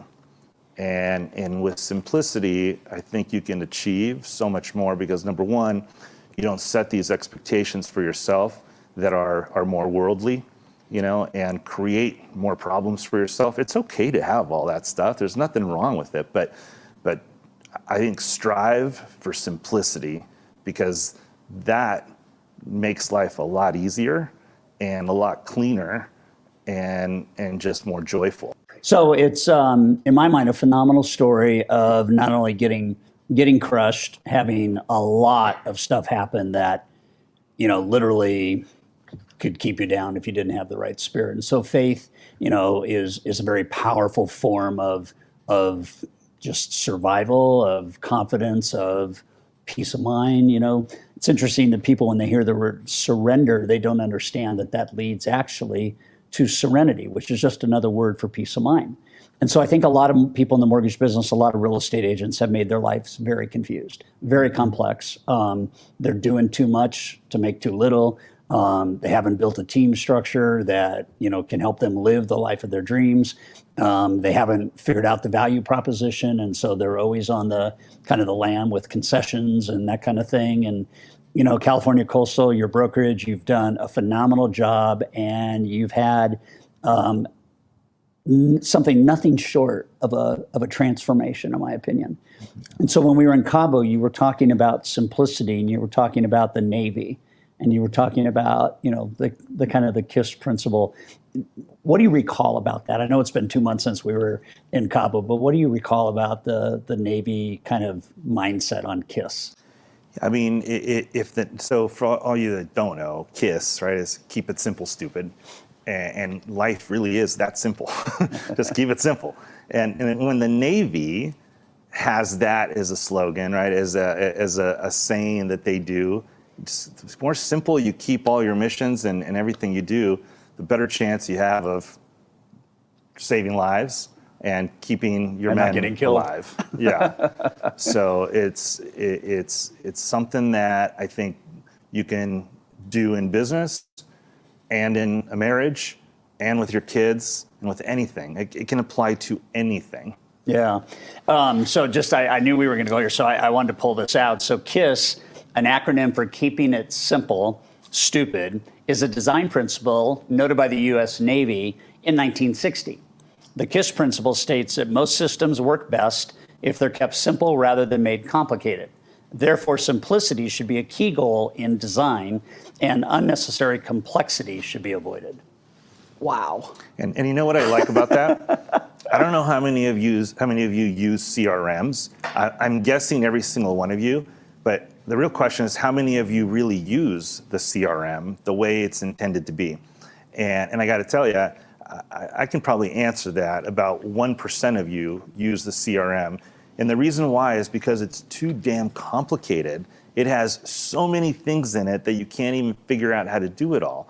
So we're in the process right now of customizing or custom building a Salesforce CRM. And my first priority was to strip it down of everything that we don't want to use, because it just confuses everybody. Let's strip it down. Let's put in only the things we want and then build upon that. And that was probably one of the best things I've ever done, because it's keeping it simple. So when you think about simplicity, you have to think about the vital few versus the trivial many. You got to think about the 80-20 kind of principle that we've been perfecting in Elite that is always a kind of a tectonic shift for people when they start to think about it. But simplicity is the art of taking things away to make things easier. And I don't think a lot of people think that I'm actually going to prune. I'm actually going to take things that are, just unnecessary or that are the trivial many that really don't make a difference, and shifting that focus on the vital few. And the vital few is, I think you built a list of how the mortgage business is simple based on the vital few, how it's complex based on all these other things. And I think it gets down to people really having to have a sense of, gosh, man, it's probably somewhere between belief and confidence that doing less actually does do more. You're a 7-figure guy, and you have figured out how to strip your week away. You've gone from, even last year, working 10 to 15 hours more a week, and everybody had a blessed year last year, lots of volume, but you have continued to strip away. And even now, doing better than last year, working less hours. So, how they say, like, people that grew up in the Great Depression, they never forget. Yeah. They reuse the same foil and the same saran wrap and all this stuff, right, like the grandmas. Well, I was a little bit of a product of the Great Recession. I was scared. I mean, I lost everything. And even when I started making money again, I was just scared to do that. So I figured this is going to end at some point again, right? Because that was still just stuck in my head. And I figured, well, I'll just work more. And this way I don't have to hire somebody and go through this whole thing, because firing people was probably one of the worst days in my life. I hated it with a passion. So I didn't want to do that again. I just worked more. And okay, I got to do this. I'll come in 2 hours earlier. And I was getting in, like, no joke, 5 to 6 o'clock every day. And then there was times where I was getting in at 4 o'clock just because. And I have the best sunset or the best sunrise pictures ever. And I was there every day for sunrise. My wife started questioning me, like, where are you going? It's so early in the morning, But the truth is like, I wasn't going to let it happen again. And I got 4 kids now, and I got more obligation. Like, I wasn't going to let it happen again. But I joined Elite. I want to give you all the credit, but I'm going to give some of the guys too, because 100%. There's all these guys that are doing it, and you learn a little bit from everybody. And then you said it too. You're like, how much do you make an hour? I started adding it all up, and even though I thought, it's kind of impressive, the other guys were like way more per hour than me. Like, how do they do this in 8 hours, or Marty 6 hours, or whatever he does, So then it started, like, bugging me a little bit, and I was like, how do they do it? I got to figure out how to get there. And then slowly I started doing some stuff. I remember the first event I went to with you after I signed up, I had just allowed somebody to go through my email for the first time. And that was just like, I mean, my email, But I let somebody go through it. It got better, it got better, and got better. And there's times now, and it's a year or something later, hours will go by. I'm even there in front of it, and I don't have this need to look at it anymore. In fact, I hate looking at it now. Yeah. And I have this different mindset of the longer I don't look at it, the more likely somebody else will handle something.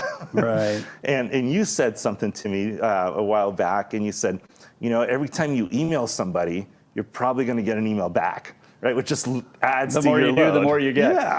Yeah. So I've been pushing more off, and you know what? They're doing a good job. Yeah. And they really are managing, and that took away it took a couple hours out of my day, but I still worked a lot. Yeah. I added other things because I didn't want to slow down. I wanted to build, and then I went to the Colorado retreat. Yep.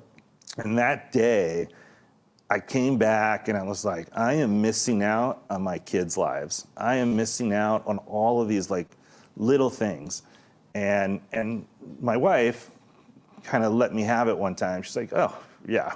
She's like, you think you're great because you always get back in time for a late dinner, and then you put the kids to bed, and then you watch a show or two with me, which you fall asleep within 30 minutes, and you think you've put enough time into our marriage.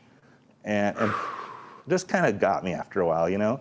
And in my head, I was like, woman, like I'm working, I'm producing, I'm making money, you got everything you want, like give me a break, how much more can I do? But I realized that's not right. And I also realized, you know, the grass is always greener wherever you water it. Yeah.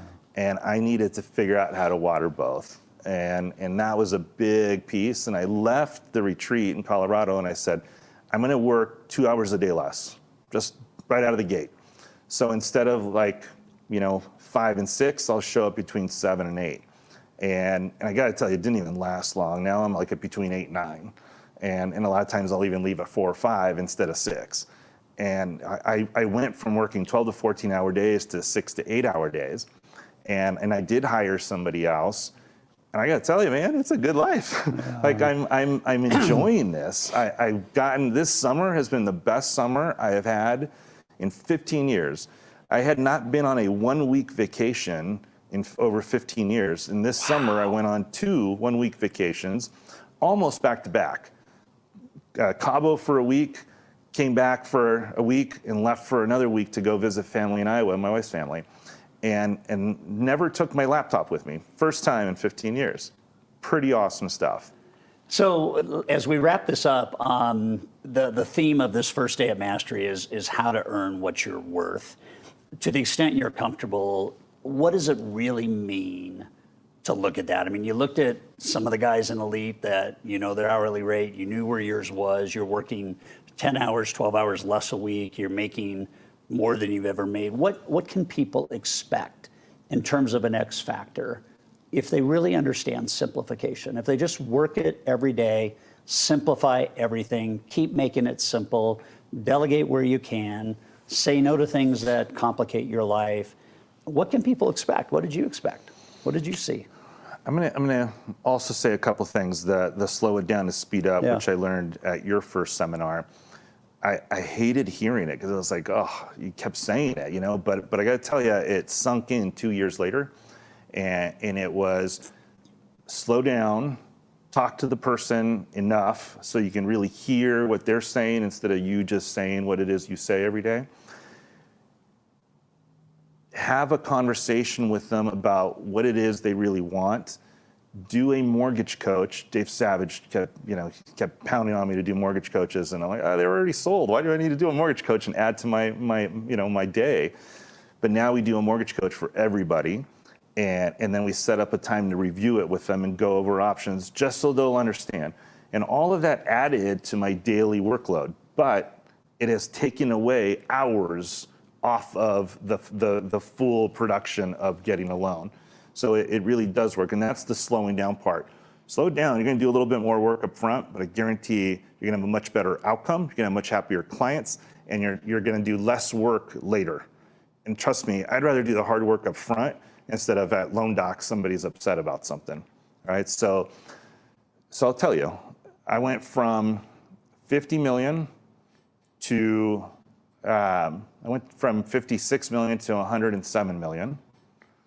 And then from 107 million to, I'll probably end up, let's call it, to about 180 this year. That's a good X factor. So 107 last year. Yeah. 180 this year. Yeah. And I think you told me that in June, you made by June what you had made the same amount of money I made all of last year. All of last year. And anybody can do the math at 107 million what you made and at 180 million what you're making. Yeah. So it's phenomenal. And guys, I'm telling you, like, the beauty of what we do for a living is there is no ceiling. Yeah. None. Zero.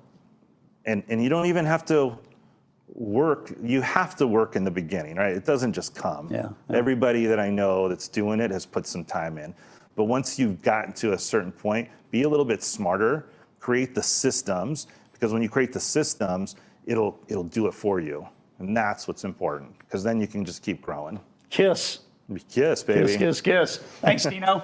Awesome 30 minutes together. Appreciate it so much. And guys, we're going to be right back with our next interview. But how do people get a hold of you if they'd like to tap into your your story. Anytime you guys have any questions, I'd be more than happy. And there's so much more too, like stuff that I've done that's been successful, and I've shared it with everybody. So if you want it for free, call me up.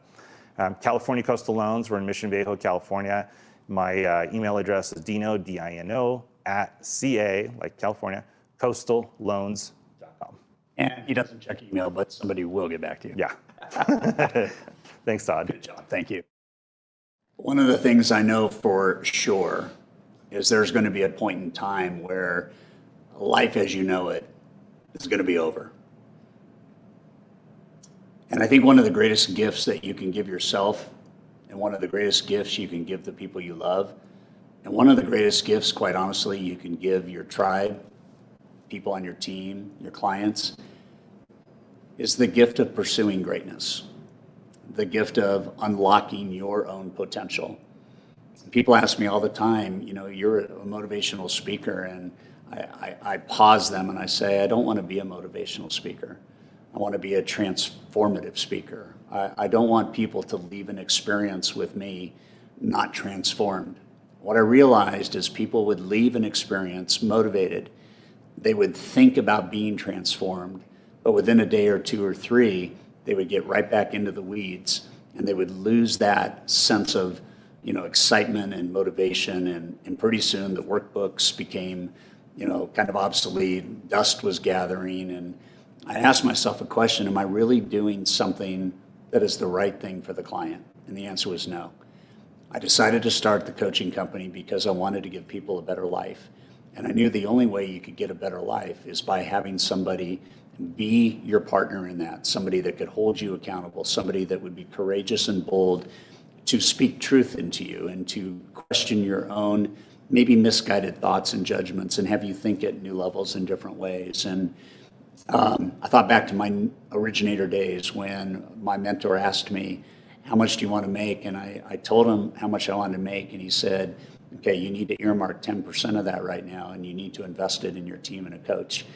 And I thought that that was a crazy idea because I wanted to make $300,000, and $30,000 to invest in a coaching program seemed like a lot of money, and it really was.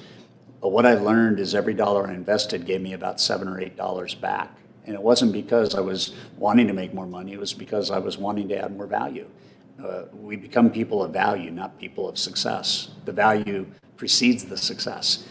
So what I learned is that accountability is important. We all need it. I'm not as good by myself as I am with somebody else that can hold me accountable. And I'm not as good by myself if I have to come up with my own answers. It's always better to have somebody else give me input. I came up with an early idea that I don't want to make big decisions without input from somebody that can guide me on that decision, because I don't want to waste the time undoing having made bad decisions. I want to make good decisions. So I started the coaching company to have an impact on people, to help people live a better life, to help them have more free time, to help them be in better shape economically, emotionally, biologically, physically, psychologically, every way you can imagine. And that's what we do. Thousands of people come through our coaching program. They sign up for one-year memberships. Our certified coaches work with them 24 times a year, every 2 weeks. We have a 4-hour onboarding program, and we help you live the life of your dreams. We help you fall in love with your life. We help you get back what you're losing. And because we don't know when our clock runs out, I wake up every day and I want to help people have less regret. That's why I started coaching. You're a product of that. You're a product of investing in yourself by having a coach. What would you say about it? I mean, what's funny is I go to coaching to get Todd's secrets and take it back to my team, and I look a lot smarter to them. Just kidding. Not really. But the biggest thing is, so coaching me, when I started elite coaching with Todd, I think we started It was we're at St. Thomas. Yeah, I think we're 16. launching at St. Thomas in 2016. And I remember Todd wanted to coach me. Super honored, but terrified out of my mind that I was going to let him down. And I was so fortunate, and it was a phenomenal coach and a phenomenal mentor at that time. But then Todd kicked me to the curb, which I got really upset about. And then he paired me up with Marty Preston. And I'm like, I was not a big Marty Preston fan, and I've never told him this, so I'm going to tell him in front of hundreds of thousands of people in person. I was not a big Marty Preston fan back then because this dude had it so well together. Mr. GQ, so articulate, so intelligent, knew all his numbers, and I was just jealous. Let's put that out there. I was just jealous. But I can't tell you how much Marty helped me through coaching. I got the highest amount of respect for Marty, and every time I get on the phone, I apologize to him for me being a jerk. But Marty's helped me so much through lead coaching of really helping me build a wealth team where 35% of our $200 million worth of loans a year comes from our CPAs, financial advisors, family will attorneys. And we take the referrals from them and do what? Send it to our real estate teams. Marty had me track in 2019. We broke $1 million worth of commissions that we referred out. The engine that Marty helped me build, and the engine went from like a 2-cylinder engine to like a 15-cylinder engine. Turbocharged. Yeah, I mean, and what I learned from him, and what I've learned from the other coaches there at Lead, have really given me a proven roadmap and the accountability around the proven roadmap to succeed. Yeah, it's priceless, priceless. So just do yourself a favor. This is the only life you're ever going to have. You deserve the best. The people around you that you love deserve your best and their best. And there's no downside. There's no downside for you making a commitment to become the best version of you can be. And just trust that. Trust that the clock will run out. Let's live a life of purpose. Let's live a life that produces strength and power and courage and backed by curiosity. And let's do something magical together. Let us help you have the best life you could ever have.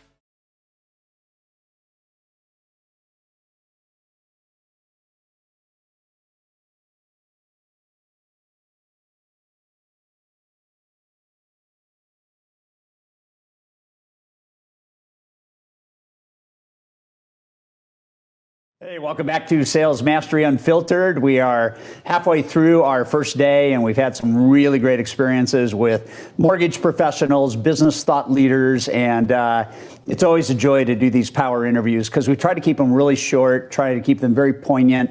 And as I said to you this morning when we started, keep your curiosity high, keep your thinking alive. Those two things coming together causes a sense of belief that there is a better way, a possibility for you to have more and do more and do it for the right reasons. And we get this awesome 25 minutes right now to hang out with another one of our elite buddies. His name is Todd Heath. He comes to us from Utah, and the guy is,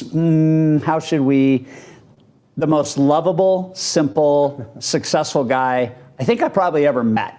And our theme is going big by staying small. And what that actually means is Todd has oriented his entire life around relationship, number one, but specifically with just a couple of builders. So we get a little bit of the builder flair, but we get a lot of the relationship flair. Good to have you here, my brother. Thank you. Good to be here, Todd. Yeah. You've been an elite a year and a half now, and it's our top end coaching program.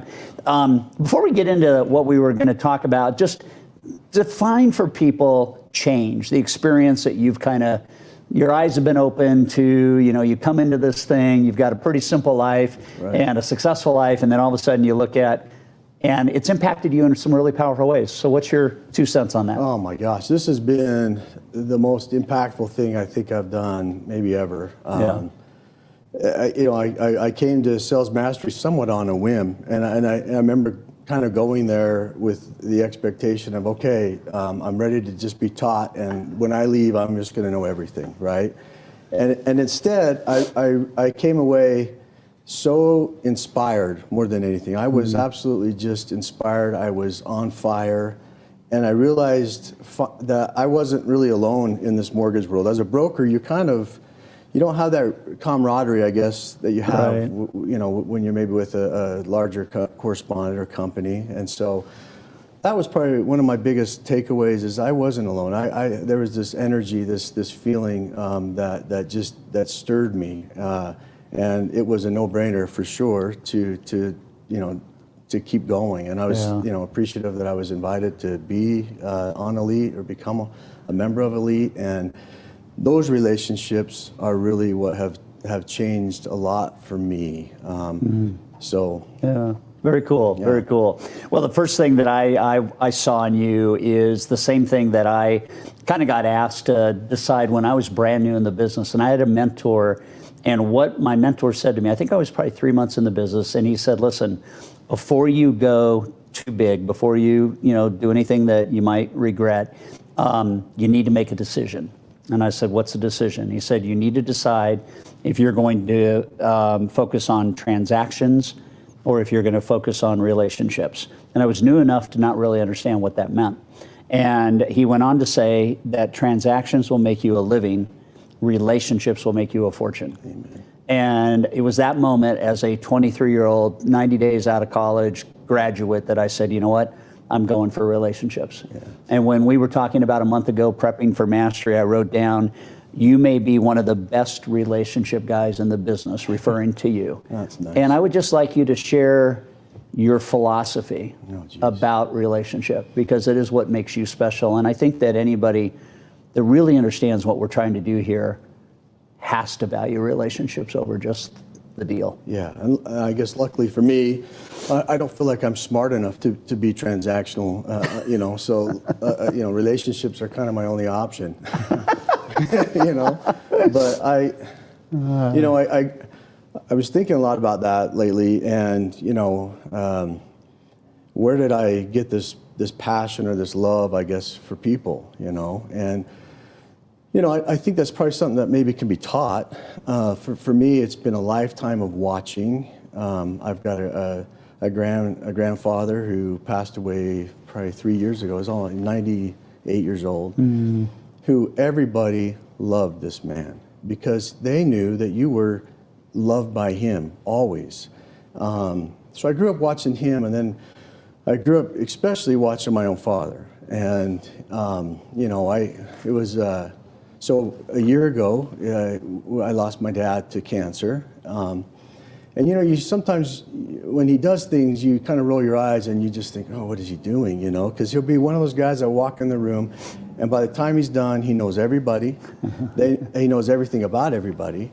And sometimes a little embarrassing, You run into him at McDonald's or Burger King, and I'm like, hey, how are you doing? Sit down with my old man, and all of a sudden he looks around and he's telling you about everybody in that store and their names, what they're doing in life, how long they've worked there. They come, they know my dad. He's got this special little refill mug that he always got free refills just because he was my dad, Big Dave. But Todd, that has been the most special thing as I look back now at it, is the ability to see people for who they are. We all have worth, and we all have great worth. And it really doesn't matter how our status or who they are or what they are. I've just grown to appreciate and love people. So I don't know if that helps answer that question, but yeah, it hits it hard. I think that one of the things that would be interesting to get your take on is the fact that we're in this world that is so fast-paced. We're in this world that is just getting loaded up with technology, and we're trying to do things faster and quicker with less labor and this, that, and the other thing. And I think sometimes relationship gets lost. I think that the people that I admire the most right now are the people keeping humanity in the discussion, which I don't think you can have a relationship without the humanness, right? Right. Am I right? 100%. My dad, I don't think, was one of those guys that was super successful by way of a profession, but one of the most successful men of understanding and loving people. And for me, luckily, I kind of backed into this career where I get rewarded for loving people. I do. If I can just understand and gain an interest in somebody, it's crazy how in the mortgage world, especially, that in the end, I'm probably doing that guy's mortgage, and I could care less if I did his mortgage. It just happens. And then I'm doing a mortgage for his dad, his brother, his cousin. I did a huge remodel in my backyard last year, and I didn't write it down, but I probably almost paid for my backyard remodel by all the loans that I did for everybody that came to my house. Just as a byproduct. That help with the remodel. That help with the remodel. The cement guy, the electricians, the plumber, you name it. They're right there. Why not? They're right there. And as I got to know them, they got to know me. I guess in the course of that conversation eventually. But I cared about who they were, how many kids they had, what's their passion, what's their interest, And luckily for me, that's made a huge impact in my career. In being successful is because of that one thing, in understanding the worth of people and loving them. I think about what Todd just said, you guys, and I look at this, and I want to encourage you to really think about your human connection. I really want you to think that even though you know how to do loans, you know how to teach people different product recommendations, all that goes along with that, the real value in this business is the transformed relationship where people trust you because of who you are, not necessarily what you know. And I think we have a bad habit going on in this industry that we talk too much about the stuff that is the technical piece, and we don't place enough value and even conversation on the emotional piece, the non-technical piece. I think it's, I wrote down that you have stayed small intentionally. And by small, we mean you don't have a big team. You only have 2 builders. You do really, really well financially. What was the turning point? I mean, I don't know how to quite unpack this, because you have 2 builders, and then you have this relationship like magnet going on where everybody, basically says, you guys got to know Todd Heath. You got to. So let's talk about team, small, 2 builders. It's your life, it's your business. How do you go big by staying small? Well, I think one thing is, I've asked myself a lot, when is enough enough? Big question. Really. Big question. Yep. I love to play. I love playing and doing things, and luckily, the bulk of my friends, I guess, who I do play with, happen to be good realtor and builder friends of mine, and so. I've got an assistant that, by the way, I got an assistant after I came to Sales Mastery. I had kind of an assistant for 8 years, but also she processed, and so ended up getting her a processor, and then I got me a full-time assistant who that has changed my life as far as transactionally. Yeah. So it allows me to do the one thing I love, which is meeting new people. And taking a loan application. That's the funnest thing in the world, is taking a loan app. It really is. Like, to get to know somebody else, and the next thing you know, you are great friends with that person, or great friends with that person's brother.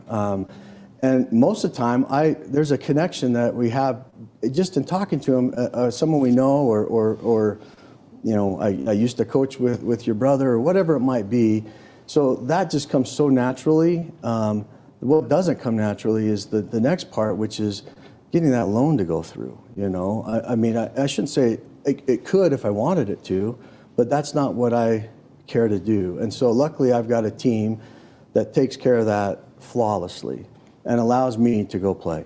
And so if my friends call and they say, hey, lunch at 12:30, I'm like, yeah, I'm in, let's do it. And that might be till 3 o'clock, 4 o'clock. And then a 4-hour lunch. And then that's my day. I'm like, God, what a day. I come home to my wife, I'm like, wow, it was a long day for me. But that really was my day. So growing big and staying small is what I've intentionally wanted to do. I also didn't want to get so where I was getting too many loans where I couldn't handle those loans. I think now I could probably grow one more step. And probably take on maybe another large agent or even another builder, because we've got such a niche on what we do with those families when we get them and throughout the whole build process. So it's pretty neat what we do, and a lot of that came honestly from Dino. Who, I got a lot of ideas from him, and then just made them better. We're all in it together, and but I think the interesting spin is you kept it small intentionally.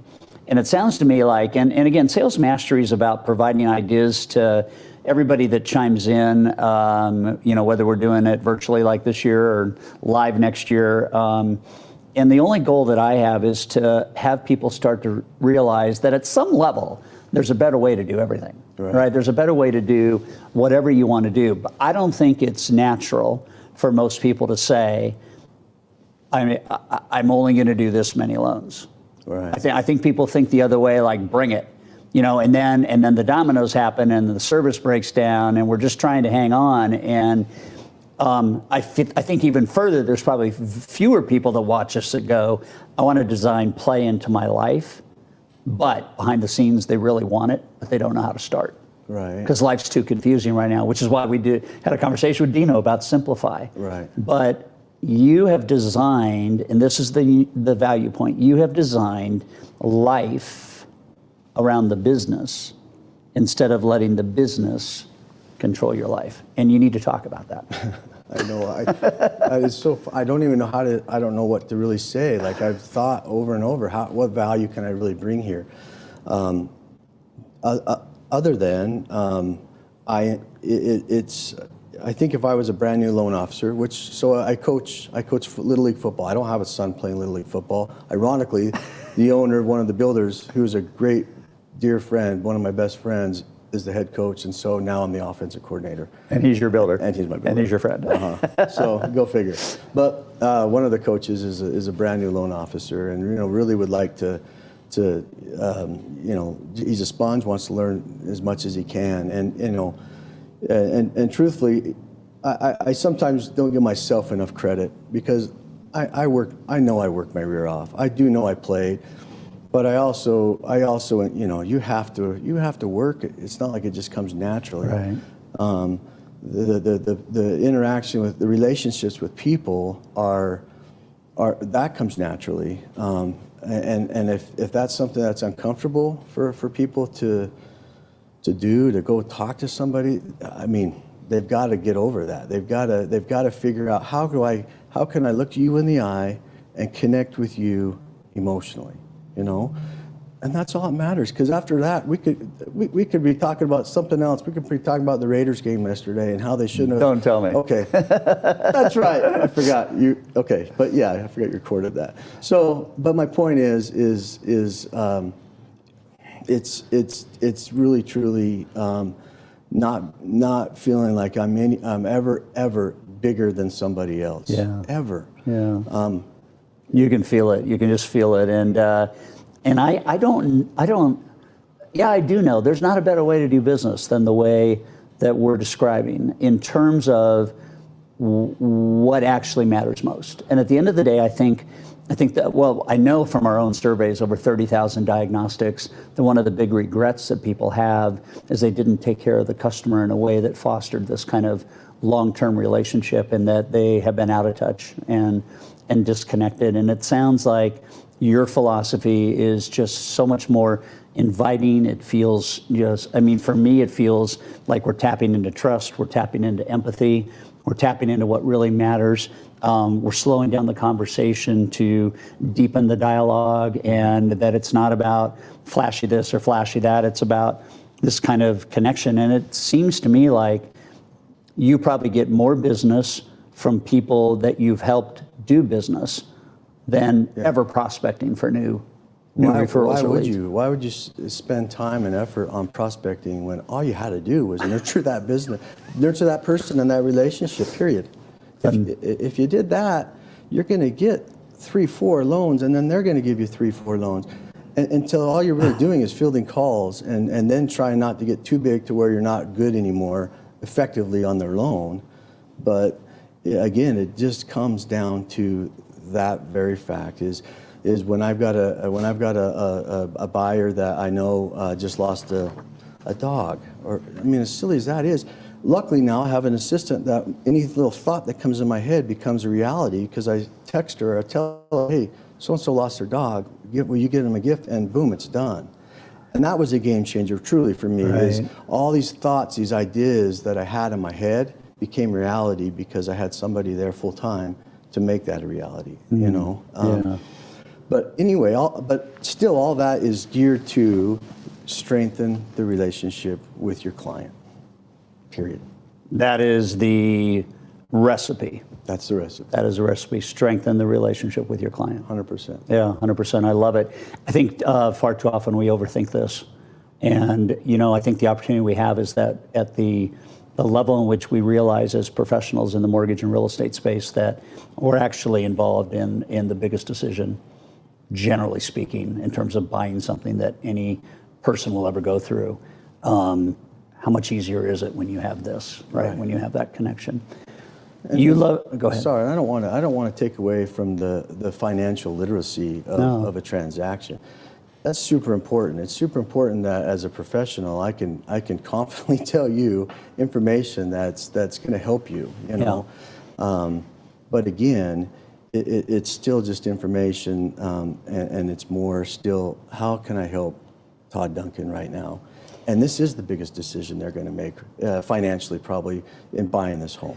But to my point, and you're absolutely right, to my point, you can do all of what you just described and not have the relationship because it's what we do, and it doesn't have anywhere near the impact. When somebody trusts you and they know that you have their back, then when you get into the financial advice, they believe it and they are drawn to it and they are exceptionally impacted by it. But I think far too many people just kind of paint this as like a superficial, let's give them this, that, and the marketing, you know, the auto marketing, all this stuff is just, it's just so insane because we're, you know, anytime you send something to somebody that doesn't have any value, you devalue them. People don't know that. Right. So we send all this marketing out that nobody values and people feel devalued by the marketing that doesn't have any value. Absolutely. It's just like, true. what are we doing this for? And money, I mean, all Right. the money and the effort, why? Yeah, Why are you yeah. doing that?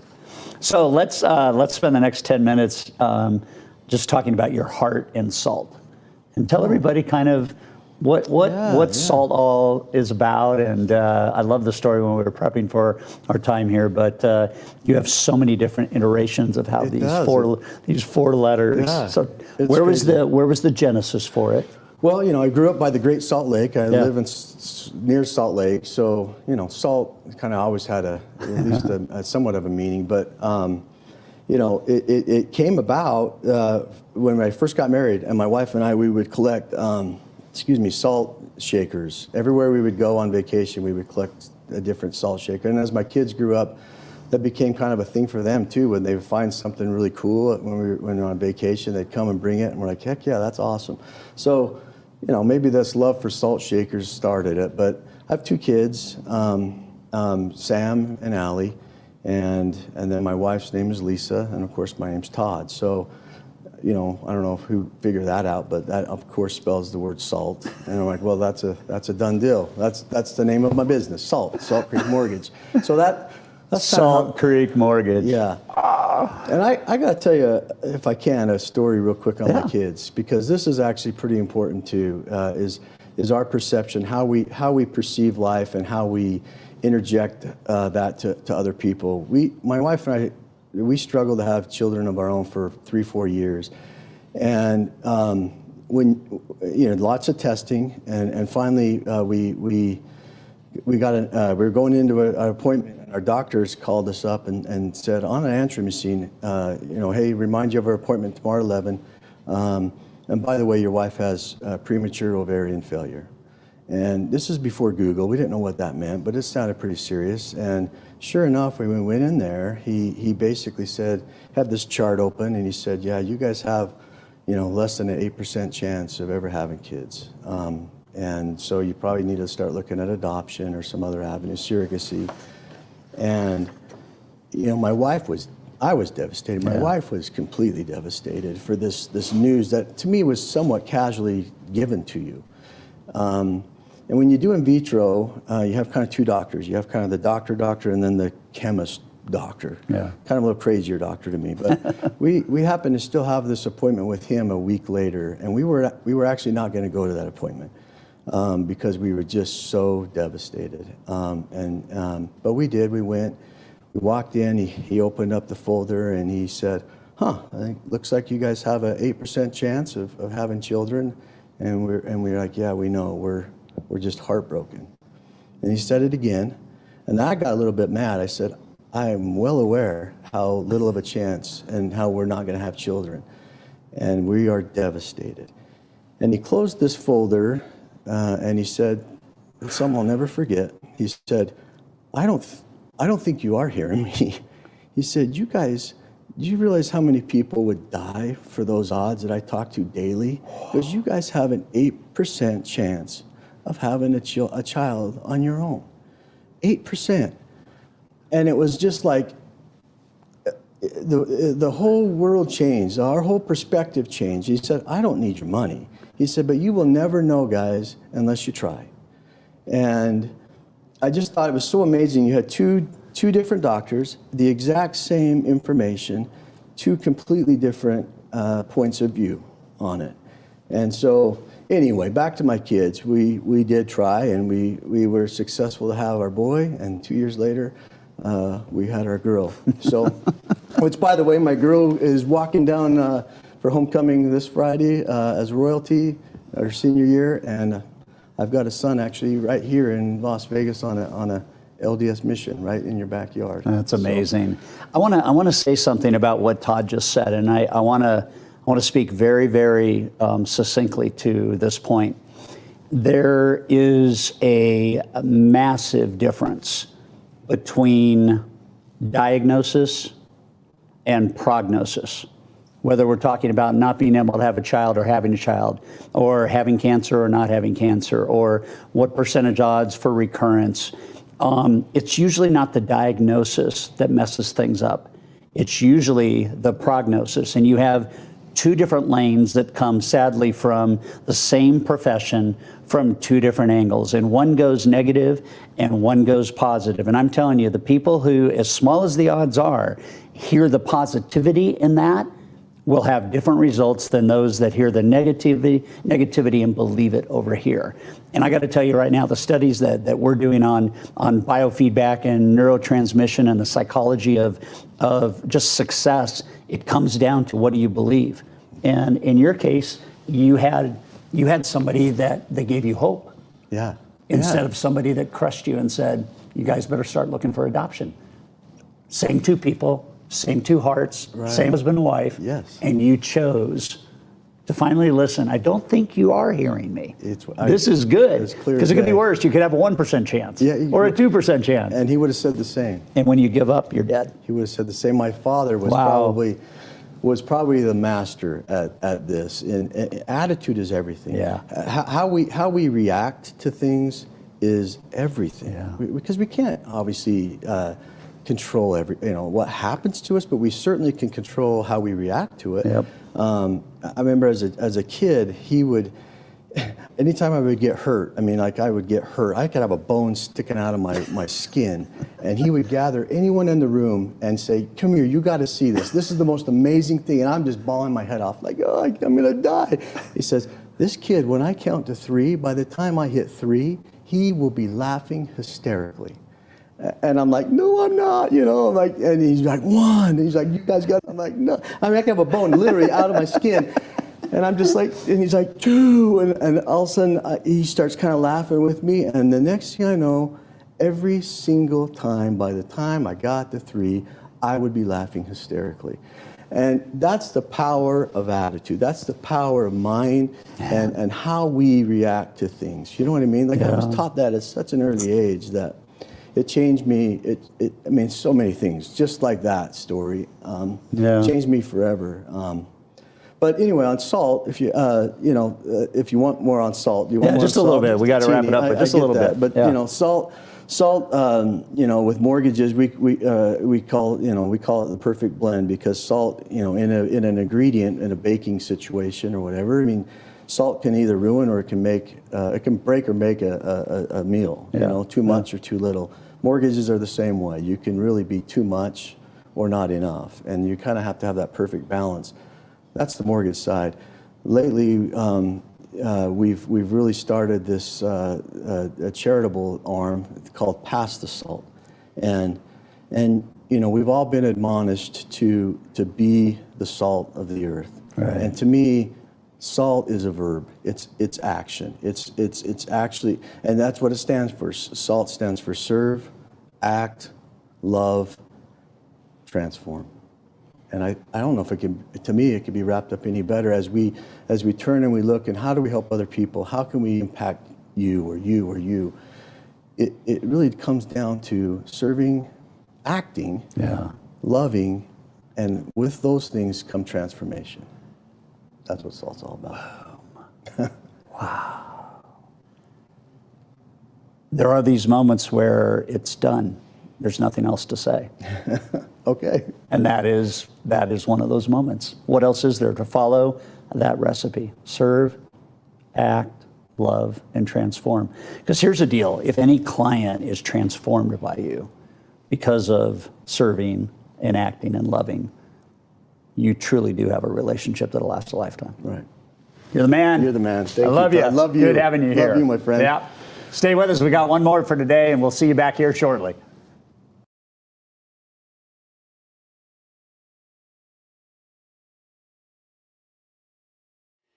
Hey, if you want some more detailed information on how to implement the things that you're learning, and man, I hope you feel it. Every session that we have done is loaded with ideas that can make a powerful difference in your business and your life.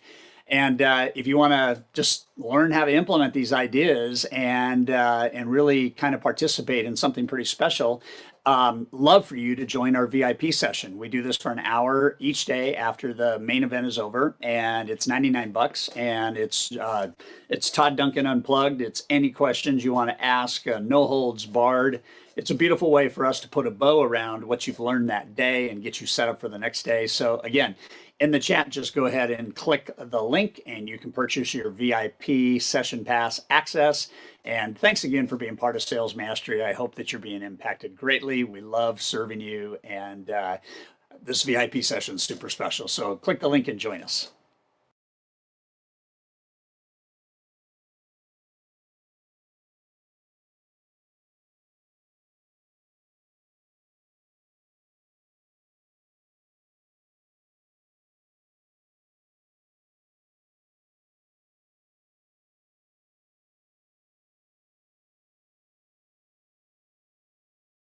So here we are back with another power interview, and today's theme was the idea of earning what you're worth. And behind that is this magic of looking at probably the most important metric that you can ever look at, and that is time that you put into the business and revenue that you're able to take out of the business. And that relationship should be the relationship that you always focus on, not by giving less value, but by giving more. But it's not about how many hours you work, it's about how effective each hour is. We have the privilege today to hear from a good friend of mine. His name is Hovik Shahanian. He's got some really cool stuff to share with you. But I thought what we would do is start at the end of this first day. VIP session is next. If you haven't registered for that, get that done. But end the day with what we started with. And this morning I started with why works. And why I defined as your purpose. And Hovik is a graduate of the High Trust Sales Academy. I've worked with him personally over the last 10 to 12 years, personally, and we've had a really fun relationship. He's also a member of our master level coaching program, and our divisional president of coaching tells me that Hovik is one of the best coaching members in terms of measuring and tracking and analyzing this whole thing about time and revenue. And he's even taken it to his personal life. I've seen his dashboard. It's unbelievable. So Hovik, good to have you part of Sales Mastery this year, brother. Good to have you here. So before we talk about any business, let's go back to the High Trust Sales Academy in 2013 and what happened there that I think was a transformational moment in your life. It definitely was. So in December of 2013, I attended High Trust Sales Academy, and part of the exercise of those 4 or 5 days is trying to figure out what your core purpose is. And I was just having a hard time with it. So day 2 came and went, and I was writing up things like, I want to make a lot of money, I want to do these different things, I want to buy houses, and it wasn't really what it was about. So 2 or 3 days into it, Todd and I had a conversation, and then we sat down and we sort of talked it through. And I think, I've been attending Sales Mastery since 2006, and I've gone pretty religiously. Every couple of years I would show up and spend a few $100s and attend 2 days. But really what changed it for me was High Trust Sales Academy. And we came up with this purpose. My core purpose is to be a source of pride and inspiration to my family, my friends, and my team. And it resonated with me. That day I wrote a lot, and the next day I made the decision to make some changes. I changed companies, but it wasn't an immediate thing. Again, to serve my core purpose, I went back to my entire team and I said, look, I'm making a move. I don't know where I'm moving to, but this place is just not the right place for me at this time in my life. And we all agreed to do this. And essentially, we moved to a different organization that was more aligned with what we're doing. We took the people that had the same mindset with us, and it's just been it's transformational, it's life-changing. It's not a game changer, really you change the way you work. I now commute 2.5 miles to work. I can ride my bike in and ride my bike home if that's what I want to do. I do drive around a lot, but that's by choice. It's not that I have to make a 45-minute commute just to get there. If it's something that has to do with and I put everything in that order. So it's to be a source of pride and inspiration to my family first, then my friends, and then my team. So if there's 2 activities, the family always trumps everything else, then my friends, and then my team after that. So that's how we got there, and here we are 8 years later doing the same thing. I'm sitting here just kind of goo-goo-eyed because it's like, this is what it's all about. I'm feeling those goosebumps right now. And I got to tell you, I remember sitting down with you that morning, and I remember trying to work through it. And if you guys recall what I said this morning as we kicked off Mastery, I talked about why matters. And one of the things I said is, when you know your why, when you know your core purpose, it acts as a self-optimizing filter for your decisions. And what Hovik just said is, here's the order in which I make choices, right? So that's the first thing.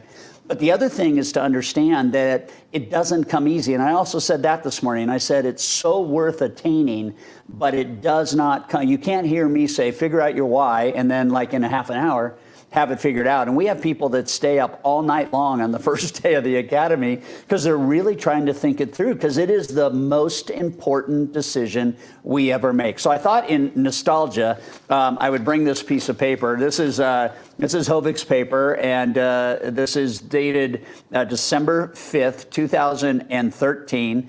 And he wrote what he just said to be a source of pride and inspiration to my family, friends, and team. Hovik, and the O has a smiley face in it, and then he signed it. He signed it. Whenever you sign something, it is a contract with you. I'm so proud of you. I'm proud of you too. I'm proud of you too. It's not just time. There's a lot of emotion involved. I mean, it's hard to describe, but that piece of paper is in my office. It's at my house. My assistant has it next to her desk. I mean, like, it's just something that we do as a group. And now it's become your core being. It's your core DNA. Exactly. It's like, it's everything that goes on.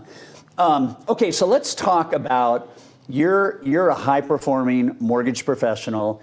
You made a decision to get engaged in coaching. As I told everybody, just the dynamic of how you have really focused on the optimization of time and revenue, how you're using tracking, measurement. And I just don't think enough mortgage and real estate professionals understand the value of tracking and the value of measuring. So can you go off on however you want to do it? Sure. What's been happening with measurement, and what's maybe some of the befores and afters? But I mean, to have my divisional president just go, Hovik is like, he's a rock star. And I looked at your dashboard. It's unbelievable. Well, good. Thank you for that. So talk about that to everybody. Yeah, of course. So really what it came down to, by the way, I attended Sales Mastery multiple years. I went to High Trust Sales Academy twice, and then I did Masterclass this last year, which in every instance, if it's the right thing for you to do at whatever time it's right to do it, then you should definitely take advantage of it. I didn't have a coach up until this last year, and that was right prior to Masterclass. But for the last 8 years, ever since we came up with this core purpose, I just wanted to find the one thing I could track that wasn't made up. And I don't want to describe what we do in sales as made up, but there's a lot of things that you could say, oh yes, I did this, this, this, and this. But the one thing that we can actually track is credit pulls or conversations, credit conversations, consultations, whatever you want to call them. And that I can track because it comes right into our operations system. So I could see exactly how many conversations I've had with a client in the last 7 days, 30 days, 1 year, whatever the number might be. And so we started tracking that as compared to what we're actually funding, what percentage of those credit pulls turn into an actual funding, and for everyone it's different. So I know, for example, that 26 of the credit reports that I run, or out of the 100 credit reports that I run, 26 will turn into fundings. I know Terry in my Palmdale office, 57 of hers will turn into a funding. And so we track that weekly, we track that daily. It all goes into a database and in a spreadsheet. And so essentially, if my loan officer comes to me at the beginning of the year and says, I want to make $150,000 this year, I could tell them down to the exact number of credit conversations they need to have on a weekly basis, and we track that weekly. Part of the issue with setting goals is that you set goals and then don't look at them again for a year. Well, we're looking at them every Thursday. If I've got a loan officer or myself that needs to have, let's say, 11 credit conversations this week, and we've had 8, then we know it's going to be a working weekend for us. And if we've had 4, then it's going to be some adjustments, some major adjustments. And if I've hit 11, then enjoy your 3-day weekend type of thing. And we do that with everyone on the team. It's very easy to track once you've got it set up, and we do that just as a matter of practice. I mean, I brought it with me. I've got 8 years worth of tracking numbers and where everyone landed. You know, if I'm hiring someone, I'll ask them about their business. I could see what they made. I could see how many loans they funded because of that. And if they don't know what their tracking number is, we'll use an average for the team and then sort of adjust to it every quarter. Yeah. So as I hear Hovik, I think about the sheer volume of loan originators, real estate agents that do not have that discipline, Hovik. And, you know, I think that it's really important to understand that part of why we do sales mastery is not to make your life more confusing, not to tell you that you need to work more hours. I mean, we are the antithesis of that. We value,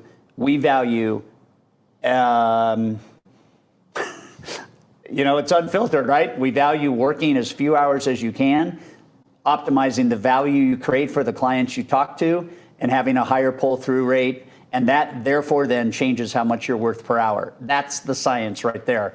But I got to tell you, 90% of the industry doesn't do this. What was it like? Because you've got this purpose, this core purpose statement now. You've got 8 years of tracking. Okay, and then when you got into coaching, we started, you know what we're doing in coaching. You really are at a point where you have proven, and it's worth repeating, that it's not how many conversations you have. It's how good those conversations go. It's how deep the conversations go. And the higher the funding ratio to credit pulls, generally speaking, the more revenue, as long as you're doing it efficiently, somebody makes. You have this position where you are not only on this purpose statement, but you're also managing other LOs and you're producing yourself, right? Mm-hmm. So what does it look like in the day in the life of a producing branch manager when you are helping your whole team measure? What were some of the highs and the lows? How did you get everybody on board with it? Just talk through that, because again, I'm going to tell you, 9 out of 10 managers probably need to hear what you're about to say. Yeah, I mean, when you do narrow it down to the one, whatever that one thing is, whether it be open houses or client meetings or face-to-face conversations with agents, whatever that one thing is that you're tracking. I happen to track credit pulls or credit consultations. You do have to track it. You have to track it religiously. I'm lucky in that my second son's big into spreadsheets, so he created this monster for us, and it sort of manages my entire group. I've got other branches that have used it, that have bought into it with him, but essentially what it does is I can look at it at any time and know where someone's at. I know when one of my loan officers falls off the wagon and drops in terms of credit conversations, and I know to focus on that person. I also know when to celebrate when I've got a loan officer that's doubled up the number of conversations they were supposed to have that week. My biggest reason for doing this, honestly, was I wanted to focus more on, before coaching with Hope and the Todd Duncan High Trust Coaching, my biggest issue is when my production would go up, the entire team would fall apart. And when my production for the team would go up, it was very hard for me to raise my numbers. And that's really where more of that focus has come in. And so when we have our conversations every couple of weeks, I have that report for Hope, and we sit down and go through it. You know, this is what we've done so far this month. This is what we've done so far this year. Here's what we're tracking for the year. And we're talking about 629 loans last month for our group. So those aren't small numbers, but to know that it translates to several thousand credit conversations and how that works. And it's different for every loan officer. I could tell you, I'm going to drop her name anyway, but Terry Podorsky in my Antelope Valley office, she converts at twice the number as anyone else. So I don't have to I'm not worried if she didn't get her 5 credit pulls this week, because I know if she gets 6 next week, it's going to more than make up for it. And there's other people that are more involved with pre-approvals and open houses that need to do a lot more. So if they're even close to the 11 they're supposed to get, but not quite there, I'm concerned, because next week we have to focus on more activity. Yeah. So I would be interested in your commentary around the frequency of measurement, right? And, I think a lot of people kind of they hear something like this, they understand it conceptually, But I don't think what most people realize is the power of the daily discipline. And once you get that discipline and once you get that habit going, then you can begin to improve every day. It's not like we wait a week to get our numbers or we wait a month to get our numbers. It's the measurement. I could argue it's the measurement every hour that adds up to the measurement for the day that produces a successful week. What are your comments on the frequency of measuring in relationship to goal attainment? So in terms of measurement, we start every Thursday, we have a team meeting. Right now it's by Zoom. It used to be in person, but right now it's by Zoom and has been Microsoft Teams or what have you in the past, where we'll actually put up the data at the very beginning of the meeting and say, here's where we're at month to date.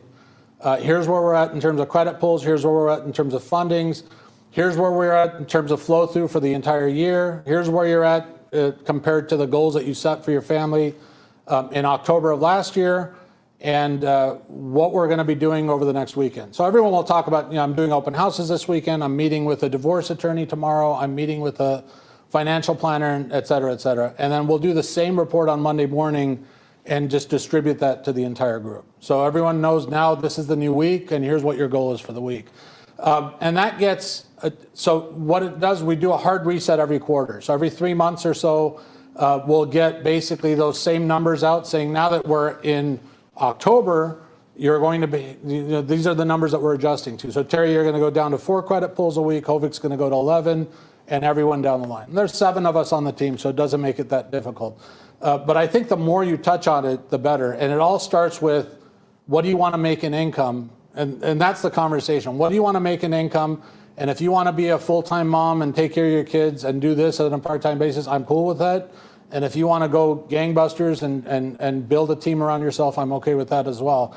But it starts with the income. Based on the income, how many loans will that translate into in terms of your average loan amount? Based on that, how many fundings will that be? Based on the fact that you did 27% flow through last year, how many credit pulls is that for the year? All you do is divide that by 52 and back out your 2 weeks or 3 weeks of vacation, and we're back to square one, basically. And Boom. But it's so cool to hear you just riff on this, because we know that what gets measured can be improved. And when you have, when you're ahead of schedule, that's good. When you're behind, it's time to push the gas a little bit. I'm interested in having a quick conversation with you about the relationship between being a producing manager and scaling a team, because I think you did the kind of, it's the yin and the yang, when they go up, I go down, when I go up, they go down, and now it seems like it's all going up. Talk about being a high performance, tracking, producing branch manager. 1 or 2 things that you think you've really brought to the leadership, kind of bucket for your team. The main thing was just having the structure in place. So knowing that, what our LOAs will do for us, what our production assistants will do for us, and so forth. And we run a very lean group, but I'm very particular about who we bring on board. So as an example, my loan officer assistant, who's licensed, I worked on recruiting her for over 4 years. I mean, it was like a day in and day out. We went to Europe together, the 4 of us, my wife and I, Hosmink and her husband. And she's just been she's been a game changer for me, but it frees me up to do other things. And I still do, I like to go out and do open houses with my real estate agents, not because it's something that they told me to do, but it's just I enjoy that process. It's how I meet other agents. It's how I meet other people that are interested in buying houses. It's how I find out what the issues are with cash versus financing and so on and so forth. It doesn't take up a whole lot of time during the weekend. It allows me to do other things with my, I play golf with my kids, one of my kids once a week, every single week. So it's just something that we have as a standing appointment. I think I started tracking some of this stuff ad nauseum. I mean, Hope will tell you, I track my steps every week. So I'm looking Wait, steps, walking. Now I'm tracking walking steps, which I'm at 60,000 a week. I do laps at the YMCA, which is 240 a week. So 240 laps translates to roughly 2,000, it's 2,000 yards every 80 laps. So that's 6,000 yards. And if I do 3 days a week of that, I'm in pretty good shape. So yeah, it's hard for me to run, but I swim like a whale. So This is unfiltered. This is unfiltered. But you know, it's important. I mean, it's like we have this one-time gift called life, and you know, a lot of people are not purposeful enough to realize that I don't know when my days are going to be done. I don't know when I'm going to run out of time. I don't know how stretched my marriage can get before I figure out how to fix it so it doesn't break apart. I don't know that I can go back and get a do-over because I missed all these games or missed that or the other thing. And, you know, we're just, you know me well enough that we are a big believer that it's not how many hours you work. It's how productive you are in those hours. Can you talk a little bit about coaching loan officers that maybe you're bringing up, that you're kind of mentoring? What are some of the, besides this measurement thing, what are some of the things you see that are maybe breakthroughs that when you're having discussions with people on your team and coaching them? Yeah, I think, I mean, listen, everyone has a different reason for doing that. Other than paying bills, I just find out, like, what is it that really important to them? And whether it's, I mean, again, we've got, if you look at my core purpose, it's most people on my team are going to talk about their family. They're going to talk about their friends. You know, it's just what's important to them. And I think that pride is very important for me. I want everyone to be proud of me. I really do. I mean, instead of flying out here, I drove out here and I spent half a day with my aunt yesterday, and it was, you know, she said, "I'm proud of you." Last night I went to have drinks with the owners of my company. They live out here.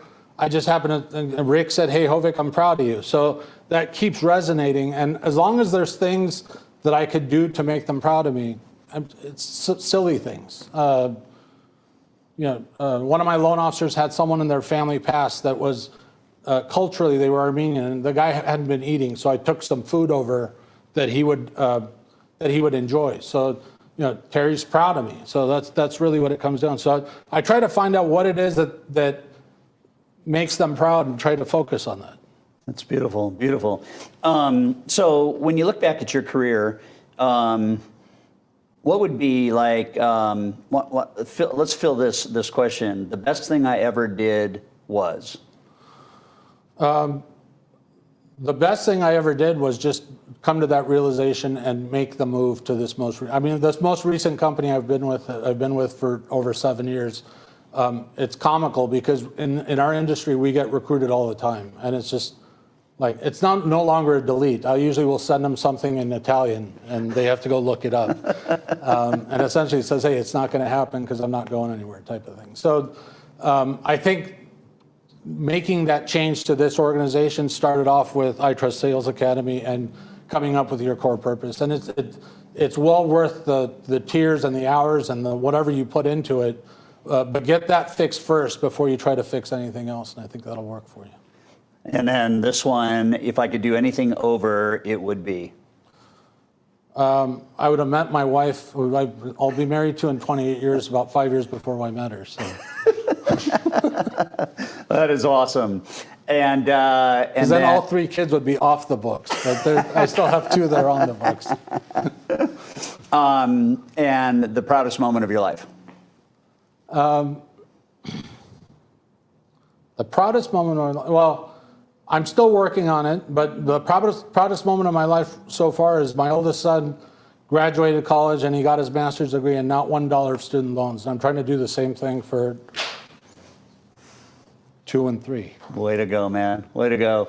I'm proud of you. That was a great 25 minutes, man. Thank Any you. closing thoughts to managers that beyond what you've said? Because this is gold. This is pure gold. Yeah, well, sales mastery is the first part, and do that as often as you can.